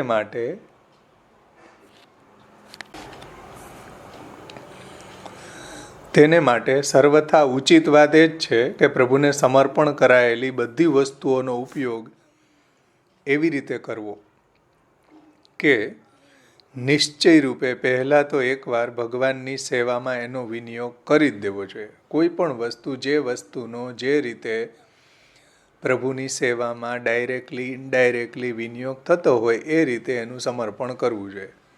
તત્તદ વસ્તુનું તત્તદ રીતે સમર્પણ કરી દેવું જોઈએ અને પછી પોતાના ઉપભોગ માટે એનું ગ્રહણ કરવું જોઈએ. અને આ નિયમોનું પાલન કરવાથી આત્મશુદ્ધિ થાય છે. એટલે આ રીતે જો આપણું સમર્પણ હશે અને પ્રભુના ઉચ્છિષ્ટથી આપણો નિર્વાહ થતો હશે તો આપણું અંતઃકરણ પણ એ સ્મરણ યોગ્ય સેવા યોગ્ય થઈ જશે. આહાર શુદ્ધો સત્વ શુદ્ધિ, સત્વ શુદ્ધો ધ્રુવા સ્મૃતિ. જો આહાર આપણો ભગવત સમર્પિત હશે તો અંતઃકરણ શુદ્ધ થશે અને અંતઃકરણ શુદ્ધ હશે તો ભગવાનની સ્મૃતિ દ્રઢ થશે. એ તો શાસ્ત્રય કહે છે, મહાપ્રભુજીએ પણ કહ્યું છે. એટલે આ રીતના જો આપણે પ્રભુને સમર્પિત પદાર્થ લેશું તો આત્મશુદ્ધિ પણ થઈ જશે. પરંતુ અન્ન વસ્ત્ર વગેરે વસ્તુઓ એકવાર ભગવાનની સેવામાં આવી ગયા પછી બીજી વાર એને ફરીથી ભગવાનની સેવામાં કામમાં લેવાનો પ્રયત્ન કરવો એ ઈચ્છવા યોગ્ય છે કે નહીં, આ પ્રોબ્લેમ ઊભી થાય છે. આ નવરત્નની જે ભૂમિકા છે એમાં ગુસાઈજીએ આ પ્રોબ્લેમને ઉઠાવી છે. ઘણું બધું વિસ્તારથી સમજાવ્યું છે. જેની પાસે પુષ્ટિ વિધાનમ હોય તો પુષ્ટિ વિધાનમમાં પણ વ્રજભાષામાં આ વાતને ઘણી વિસ્તારથી ગુસાઈજીની ટીકાને સમજાવી છે. પુષ્ટિ વિધાનમમાં ગુસાઈજીની ટીકા લીધી છે કે અન્ન વસ્ત્ર વગેરે વસ્તુઓ એકવાર ભગવાનની સેવામાં આવી ગઈ પછી બીજી વાર એને ફરીથી ભગવાનની સેવાના કામમાં લેવાનો પ્રયત્ન કરવો ઈચ્છવા યોગ્ય છે કે નહીં. હવે કોઈ એમ કે ભાઈ જો તેમ ન કરાય તો આગળ જતા સેવાનું સ્વરૂપ પણ નહીં નિભાવી શકાય. સમજાણું ને? જે અન્ન જે વસ્ત્ર વગેરે જે છે માનો કે એમાંથી ભગવાનને સમર્પણ કરી દીધું કે ભગવાનની સેવાના ઉપયોગમાં આવી ગઈ, હવે પાછું બીજી વખત એ જ જે ભંડાર છે એમાંથી ભગવાનને સમર્પણ કરવું કે નહીં. તો કોઈ એમ કે ભાઈ ન થઈ શકે તો સેવા જ નહીં નભી શકે, સેવાનો નિર્વાહ જ નહીં થઈ શકે. આ બધી શંકાઓ છે. એ સમાધાન નથી. હો ભાઈ, શંકાને સમજો. અહીંયા કોઈ જવાબ નથી, પ્રશ્ન છે. આવા પ્રશ્નો ઉદ્ભવે છે. તો જો એમ ન કરાય, આવી રીતના ન થઈ શકે તો આગળ જતા સેવાનું સ્વરૂપ જ નષ્ટ થઈ જશે, સેવા જ નહીં નિભાવી શકાય. અને જો કોઈ એમ કે એમ કરાય તો સંસારની રીતે જ કરવું પડશે અને તે ઉપાર્જન કરવાની રીતિમાં ફરીને સંસારમાં ફસાવવું પડશે. સમજો? અને ફરી પાછું વ્યાવૃત્તિએ જવું પડશે. વ્યાવૃત્તિએ જવાથી ફરીથી આપણું બહિર્મુક્ત આવશે. અહીંયા થોડું શોર્ટમાં સમજાવ્યું છે, ટૂંકમાં સમજાવ્યું છે. ગુસાઈજીએ ઘણું બધું વિસ્તારથી લીધું છે પુષ્ટિ વિધાનમમાં, તો આપણે એમાંથી લેશું. અહીંયા ઇન શોર્ટમાં આ એનું તાત્પર્ય સમજાવી દીધું છે કે કોઈ એમ કે ભાઈ ભગવાનને અન્ન વસ્ત્ર વગેરે જે સમર્પણ કર્યું છે એ જે સમર્પણ કર્યું છે એને ફરીથી આપણે પાછું એનો વિનિયોગ કરીએ, બીજે દિવસે વિનિયોગ કરીએ, એ રીતે કરતા રહીએ છીએ. તો જે સંસારની અંદર બધા લોકો કરે છે એ રીતે કરવું પડશે. ફરી પાછું આજીવિકાએ જવું પડશે. આજીવિકાના કારણે સંસારમાં ફરી પાછું ફસાવવું પડશે અને તો સેવામાં પણ વિઘ્નની સંભાવના રહેશે. એવા પ્રકારની ચિંતા ભગવત ભક્તના મનમાં ઉઠી શકે છે. સંભાવના બતાવી કે ભગવત ભક્તને આવી ચિંતા થાય તો શું કરવું? કે ચાલો ભગવાનને આપણે સમર્પણ કર્યું, ભગવાનના ઉપયોગમાં જે આવી ગયું એને ફરીથી પણ આપણે વિનિયોગ કરીએ એટલે કમાવા માટે પણ જવું પડે. ઘણું બધું આપણી જમાત, ઘણો બધો જમેલા ભેગા છે, તો અર્થની પણ આવશ્યકતા રહે.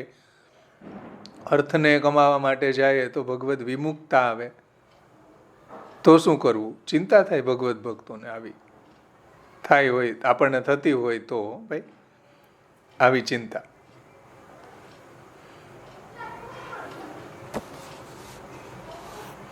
ઉઠી શકે છે. તો એ સ્પષ્ટ જ છે કે ભાઈ એવી ચિંતા સ્વાર્થ પ્રેરિત નહીં હોતી, પરંતુ ભગવત સેવા માટેની ચિંતા છે. આ સ્વાર્થ પ્રેરિત ચિંતા નથી, આ ભગવત સેવા માટેની ચિંતા છે. પરંતુ મહાપ્રભુજી આજ્ઞા કરે છે કે ભાઈ સ્વાર્થ પૂર્તિને માટે ચિંતા કરવી નહીં અને ભગવત સેવા માટે પણ ચિંતા કરવી નહીં. બંનેમાંથી કોઈ પણ ચિંતા ન કરવી, ન સ્વાર્થ પૂર્તિ માટે કરવી, ન ભગવત સેવા માટે કરવી. એટલા માટે પ્રથમ શ્લોક આવે છે, ચિંતા કાપી ન કાર્ય નિવેદિતાત્મભી કદાપિતિ ભગવાન અપી પુષ્ટિસ્થો ન કરીષ્યતિ લૌકિકિંચ ગતિ. એટલે જેણે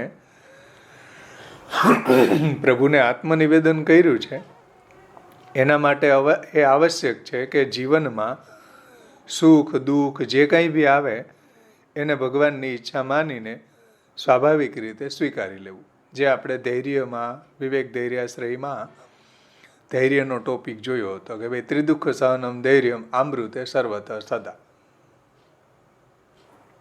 પ્રતિકાર થઈ શકતો હોય એટલો કરવો જોઈએ. હવે બધા પ્રતિકાર કરી છૂટ્યા પછી શું કરવું?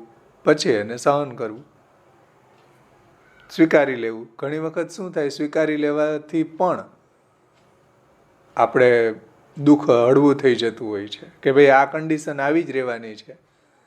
તો એવી રીતના જ્યારે આપણે સ્વીકારી લઈએ ને તો એના કારણે ઘણું દુઃખ આપણું દૂર થઈ જતું હોય છે. અને ઘણી વખત ન સ્વીકારવાને કારણે આપણે ઘણા બધા દુઃખી થઈ જતા હોય છે. પાછું આપણે એ પરિસ્થિતિને સુધારવા સમર્થ તો હોતા નથી. આવું બધું બનતું હોય છે.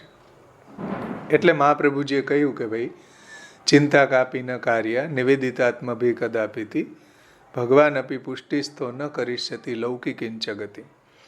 આત્મનિવેદન જેણે કર્યું છે, જેણે ભગવાનને બધું સમર્પણ કરી દીધું છે, એના માટે એ આવશ્યક છે કે જીવનમાં સુખ દુઃખ જે કંઈ બી આવે એને ભગવાનની ઈચ્છા માનીને સ્વાભાવિક રીતે એને સ્વીકારી લેવું. ક્યારેય ચિંતા ન કરવી એની. સમજો, દુઃખ આવી પડે તો આવી પડે, પણ દુઃખની પાછી ચિંતા ઓર થઈ જાય એનું પીંજણ કરીએ. દુઃખ આવે સ્વાભાવિક વાત છે ભાઈ, ઉદ્વેગ થાય આપણને, પણ હવે મારું શું થશે, આવી ચિંતા લઈને બેસવાની જરૂર નથી. ઉદ્વેગ થવો સ્વાભાવિક છે, પણ ઉદ્વેગ આપણો ચિંતામાં ન પરિણમે. તો એ વાત મહાપ્રભુજી અહીંયા સમજાવે છે કે ક્યારે એની ચિંતા કરવી નહીં. લૌકિક વ્યવહાર નિભાવવા માટે લૌકિક પ્રયાસોમાં વ્યસ્ત રહેવાથી એવું સંભવ છે કે મર્યાદા માર્ગીય વૈરાગ્ય જેવું વૈરાગ્ય સિદ્ધ ન પણ થાય. તો હવે આપણને એવું ટેન્શન આવે કે હવે મારી ક્યાંય લૌકિક ગતિ નહીં થઈ જાય ને. કેમ કે આ ગૃહસ્થાશ્રમની અંદર આપણને આસક્તિ હોય લૌકિક વ્યવહાર નિભાવવા માટે, લૌકિક પ્રયાસોમાં વ્યસ્ત રહેવાથી એવું સંભવ છે કે આપણને મર્યાદા માર્ગીઓના જેવું વૈરાગ્ય આપણામાં ન આવે. તો આપણને એમ થાય કે ઓહો, હવે શું થશે, આવું વૈરાગ્ય તો મારામાં નથી, ક્યાંય મારી લૌકિક ગતિ તો નહીં થાય ને. જેવું મર્યાદા માર્ગની અંદર વૈરાગ્ય બતાવ્યું છે, કેમ કે ત્યાં તો વૈરાગ્ય જે છે એ મોક્ષનું દ્વાર છે. તો આવું વૈરાગ્ય આપણામાં ન જોવા મળે, મર્યાદા માર્ગમાં ઘણું બધું વૈરાગ્ય જોવા મળે, તો આપણને ચિંતા થાય કે ચલો હવે આપણી લૌકિક ગતિ તો થઈ જશે, તો શું કરશું. એટલે મહાપ્રભુજી કહે છે કે ભગવાન અપી પુષ્ટિસ્થો ન કરીષ્યતિ લૌકિકિંચ ગતિ. ભગવાન પુષ્ટિસ્થ છે. આપણે જો મહાપ્રભુજીની આજ્ઞા પ્રમાણે આ માર્ગમાં સ્થિત હશું તો ભગવાન પોતાના પ્રમેય બલથી એને પોતાની પ્રાપ્તિ કરાવશે. કદાચ એનાથી સાધન પણ ન બની શક્યું એને જોઈએ એટલું, એમાં કંઈ ત્રુટિ રહી ગઈ તો પણ મહાપુરુષેણ નિવેદિતા હોવાથી, આવું ગુસાઈજીએ વ્યાખ્યાનમાં કહ્યું છે કે મહાપુરુષેણ નિવેદિતા, મહાપુરુષ દ્વારા એનું નિવેદન થયું છે, આચાર્ય ચરણો દ્વારા એનું નિવેદન થયું છે, એટલે ભગવાન એને ક્યારેય છોડશે નહીં, ભગવાન એનો ત્યાગ નહીં કરે. બહુ સુંદર એનું વિવેચના પુરુષોત્તમજીએ પણ કરી છે. મહાપુરુષેણ નિવેદિતાની, કે આચાર્ય ચરણો દ્વારા જે પુષ્ટિજીવનો અંગીકાર થયો છે, એવા પુષ્ટિજીવનું પ્રભુ એનાથી કદાચ કોઈ સાધન સિદ્ધ ન થયું તો પણ પ્રભુ એનો ક્યારેય પણ લૌકિક ગતિ નહીં થવા દે.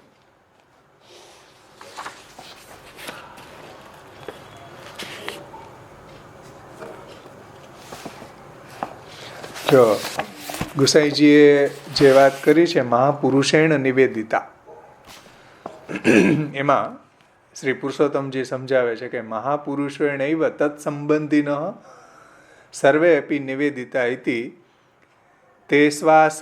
તેષુ આસક્તિ અલૌકિકો આસક્તાવલૌકિકો ભગવાન યથા નારદ વાક્ય સત્યત્વાત નલકુબેર મણિગ્રીવ અનુગ્રહે ઇતિ દ્રષ્ટવાત સ્વયં સમુત્તીર્યે. આ બધા શાસ્ત્રના કોટેશન આપ્યા છે અને એના દ્વારા પુરુષોત્તમજી સમજાવવા એ માગે છે કે ભાઈ મહાપુરુષ દ્વારા, મહાપ્રભુજી ગુસાઈજી દ્વારા આપણું નિવેદન થયું છે, તો શ્રી મહાપ્રભુજી અને ગુસાઈજીની કાનીથી કૃષ્ણ એની લૌકિક ગતિ થવા નહીં દે. એના વ્યાખ્યાનમાં પુરુષોત્તમજી એ રીતે સમજાવે છે कि मैं लौकिक कुटुंब आदि में आसक्ति देख कर यदि भगवान मुझे उदासीन हो जाएंगे तो क्या करना, कि मारी संसाરમાં, લૌકિકમાં, આજીવિકામાં બધી જગ્યાએ આસક્તિ છે, આવું જોઈને ક્યાંય ઠાકોરજી મારાથી ઉદાસીન થઈ જશે તો, મારી ઉપર પ્રસન્ન નહીં થાય તો, આવો વિચાર ભગવદીઓને આવે, આવી ચિંતા ભગવદીઓને થાય. તો એનો જવાબ અહીંયા આપે છે કે ભાઈ હું લોકમાં આટલો આસક્ત છું, આજીવિકામાં આટલો આસક્ત છું, ઘર પરિવારમાં આટલો આસક્ત છું અને સેવાય કરું છું, તો મારી સેવા પ્રભુ પ્રસન્નતાથી સ્વીકારતા હશે કે ઉદાસીનતાથી સ્વીકારતા હશે? મારામાં મર્યાદા માર્ગ જેવું વૈરાગ્ય નથી તો પ્રભુ મારી સેવાનો પ્રસન્નતાથી અંગીકાર કરતા હશે કે ઉદાસીન રહીને કરતા હશે? तो ऐसी लौकिक कुटुंब आदि में आसक्ति देख कर यदि भगवान मुझे उदासीन हो जाए, मुझ पर उदासीन हो जाए कि जीव पुष्टि मार्ग में शरणागत हुआ है, उदासीन हो जाए, तब क्या करना? अभी चिंता भगवत भक्त न थाय तो इस समस्या का समाधान प्रभु चरण यतः इत्यादि शब्दों के द्वारा करते हैं. इस पंक्ति का तात्पर्य यह है कि जीव पुष्टि मार्ग में शरणागत हुआ है. पुष्टि मार्ग में महाप्रभुजी गुसाई जी द्वारा ये जीव शरणागत थयो छे. भक्ति मार्गी है, अतः भक्ति के मूल कारण अनुग्रह का यह पात्र है. भक्ति में जे मूल कारण भगवान नो अनुग्रह है अने ए अनुग्रह नो पात्र है. इस कारण उसमें मर्यादा मार्गी वैराग्य आदि का अभाव भी हो, मर्यादा मार्ग जेवुं वैराग्य एनामां न पण होय, तथापि तो पण महापुरुषेण निवेदिता, तो पण महापुरुष द्वारा, महाप्रभुजी गुसाईजी द्वारा, महापुरुष श्री महाप्रभुजी से संबंधित जीवों ने सभी कुछ निवेदन किया है. यह जानकर अलौकिक भगवान में आसक्त होकर उन पर ठीक उसी प्रकार अनुग्रह करेंगे जैसे नारद जी के वाक्य को सत्य करने के लिए नलकुबेर और मणिग्रीव पर अनुग्रह किया. फॉर एग्जाम्पल के महापुरुष द्वारा निवेदित थया छे ने, जेम नलकुबेर ने मणिग्रीव ने महापुरुष द्वारा कृपा थई, तो महापुरुष द्वारा नारद जी द्वारा एनी उपर कृपा थई तो पण नारद जी उपर प्रभु प्रसन्न छे એટલે એના દ્વારા આ જે નલકુબેરને મણિગ્રીવને જે વરદાન પ્રાપ્ત થયું, શ્રાપાત્મક વરદાન પ્રાપ્ત થયું, અને પ્રભુએ એના ઉપર અનુગ્રહ કરીને એનો ઉદ્ધાર કર્યો.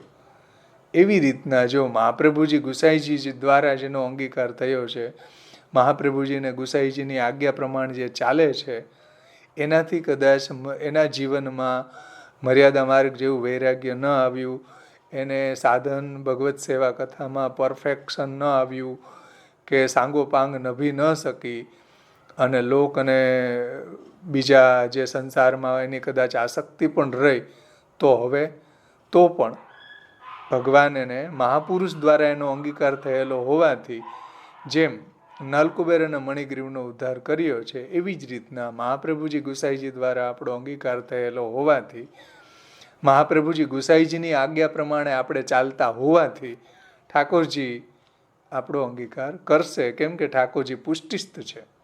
આપણા કોઈ સાધન બલનો વિચાર નથી કરતા. ભગવાન પોતાની પુષ્ટિનો વિચાર કરે, પોતાના પ્રમેય બલનો વિચાર કરીને પણ એની લૌકિક ગતિ નહીં કરે, એની અલૌકિક ગતિ જ કરશે. એવું આશ્વાસન અહીંયા મહાપુરુષેણ નિવેદિતા આ શબ્દથી આપે છે ગુસાઈજી, કે મહાપુરુષ દ્વારા અંગીકાર થયો છે. એટલે તો પુરુષોત્તમજી એને સમજાવે છે કે ભાઈ નારદજી કે वाक्य को सत्य करने के लिए नलकुबेर और मणिग्रीव पर भगवान ने अनुग्रह किया था, और भी आपके भक्त दुस्तर संसार सागर को स्वयं पार कर जाते हैं. આવું 10મા સ્કંદના બીજા અધ્યાયના 3જા શ્લોકની અંદર જે ગર્ભસ્તુતિ છે, દેવતાઓ જે સ્તુતિ કરે છે ભગવાનની, એમાં કહ્યું છે. તો જૈસે ભક્તિ માર્ગ કે પ્રવર્તક आचार्य चरणों द्वारा अनुग्रहित जीवों पर भगवद अनुग्रह सिद्ध है. મહાપ્રભુજી દ્વારા જો આપણે અંગીકાર આપણો થયો છે, તો આપણી ઉપર ભગવાનનો કૃપા છે અને છે જ, નો ડાઉટ. भगवद अनुग्रह सिद्ध ही है. उसी प्रकार स्वयं भगवान को जैसा मार्ग चाहिए था, वैसा मार्ग के प्रवर्तक आचार्य चरणों के माध्यम से निवेदित हुआ जीव है. જેવો માર્ગ પ્રભુને ગમતો હતો, મધુભિત સેવાખ્ય વર્તમાદ ભૂતમ શ્રીમદ ગોકુલનાથ સંગમ સુધા સંપ્રાપકમ તત્ક્ષણાત દુષ્પ્રાપમ પ્રકટી ચકાર કરુણા રાગાથી સંમોહન. તો જેવો ઠાકોરજીને માર્ગ પ્રિય છે, પસંદ છે, મધુભિતની સેવાનો માર્ગ, મધુ દૈત્યને હરવાવાળા એવા ભગવાનની જે સેવાનો માર્ગ, વર્તમાદ અદ્ભુત માર્ગ મહાપ્રભુજીએ પ્રગટ કર્યો, જે ભગવાનને પ્રિય છે. અને એ માર્ગના પ્રવર્તક આચાર્ય ચરણો છે, અને એ આચાર્ય ચરણોને ના દ્વારા આ જીવ શરણે આવેલો છે અને મહાપ્રભુજીની આજ્ઞા પ્રમાણે ચાલે છે. એટલા માટે आचार्य चरणों द्वारा अनुग्रहित जीवों पर भगवद अनुग्रह सिद्ध है. उसी प्रकार स्वयं भगवान को जैसा मार्ग चाहिए था, वैसा मार्ग के प्रवर्तक आचार्य चरणों के माध्यम से निवेदित हुआ जीवों को स्वीजनों के रूप में अंगीकार किया होने के कारण भगवान उनकी उपेक्षा नहीं करेंगे. भगवान अभी पुष्टिस्थो न करिष्यति लौकिकींच गतिम. भगवान एनी उपेक्षा नहीं ज करे, केम के महापुरुष द्वारा निवेदित थया छे. ऐसा भगवान का स्वभाव मन में निश्चय करके, हे प्रभु, अपने कर्मों से संसार चक्र में फंसे हुए लोगों से मेरा संबंध न हो. इस श्लोक में कहे भाव के अनुसार दुख में भी स्वयं के प्रारब्ध का कारण मानते हुए चिंता नहीं करनी चाहिए. कि जेम वृत्रेय कह્યું, અહીંયા છઠ્ઠા સ્કંદનું જ આ છે, મમોત્તમ શ્લોક જનેષુ સખ્યમ સંસાર ચક્રે ભ્રમત સ્વકર્મભિઃ તન માયાત્માત્મજ દારગેહ स्वासक्त चित्तस्य ननाथ भूयात. तो अपने कर्मों से संसार चक्र में फंसे हुए लोगों से मेरा संबंध न हो. इस श्लोक में कहे भाव के अनुसार दुख में भी स्वयं के प्रारब्ध को कारण मानते हुए चिंता नहीं करनी चाहिए. भाई हશે કંઈક પ્રારબ્ધ ભોગ, કંઈક મારી પરીક્ષા કરવા ઈચ્છતા હશે, કંઈક મને સંસાર આસક્તિ છોડાવવા માગતા હશે પ્રભુ, કંઈક મારી લોકાસક્તિ છોડાવવા માગતા હશે. લોકે સ્વાસ્થ્યમ તથા વેદે હરિસ્તુ ન કરીષ્યતિ.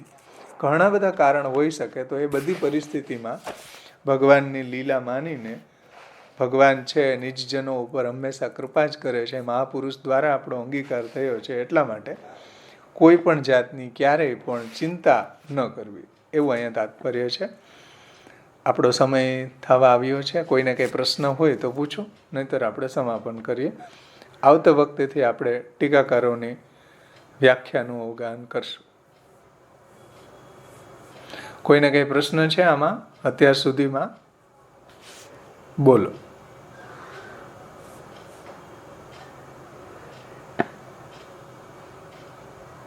બધી બાબતોમાં ચિંતા રહિત કઈ રીતે બનવું એ આપણા આચાર્ય ચરણોએ આપણને અહીંયા સમજાવ્યું છે. જેમ જેમ આપણે ગ્રંથના શ્લોકો લેશું તેમ તેમ આપણને આ વાત સમજમાં આવશે કે કઈ કઈ કન્ડિશનમાં કેવી કેવી ચિંતાઓ થઈ શકે છે અને એને દૂર કરવી કઈ રીતે, એના ઉપાય શું, એ મહાપ્રભુજીએ આપણને નવરત્નમાં સમજાવ્યા છે. તો કોઈનો કાંઈ પ્રશ્ન ન હોય તો આપણે સમાપન કરીએ. સામે ગ્રંથ હશે તો વધારે આનંદ આવશે. બાકી શ્રવણ મંગલમ શ્રીમદાતતમ, બાકી શ્રવણ મંગલ છે જ મહાપ્રભુજીની વાણીનું,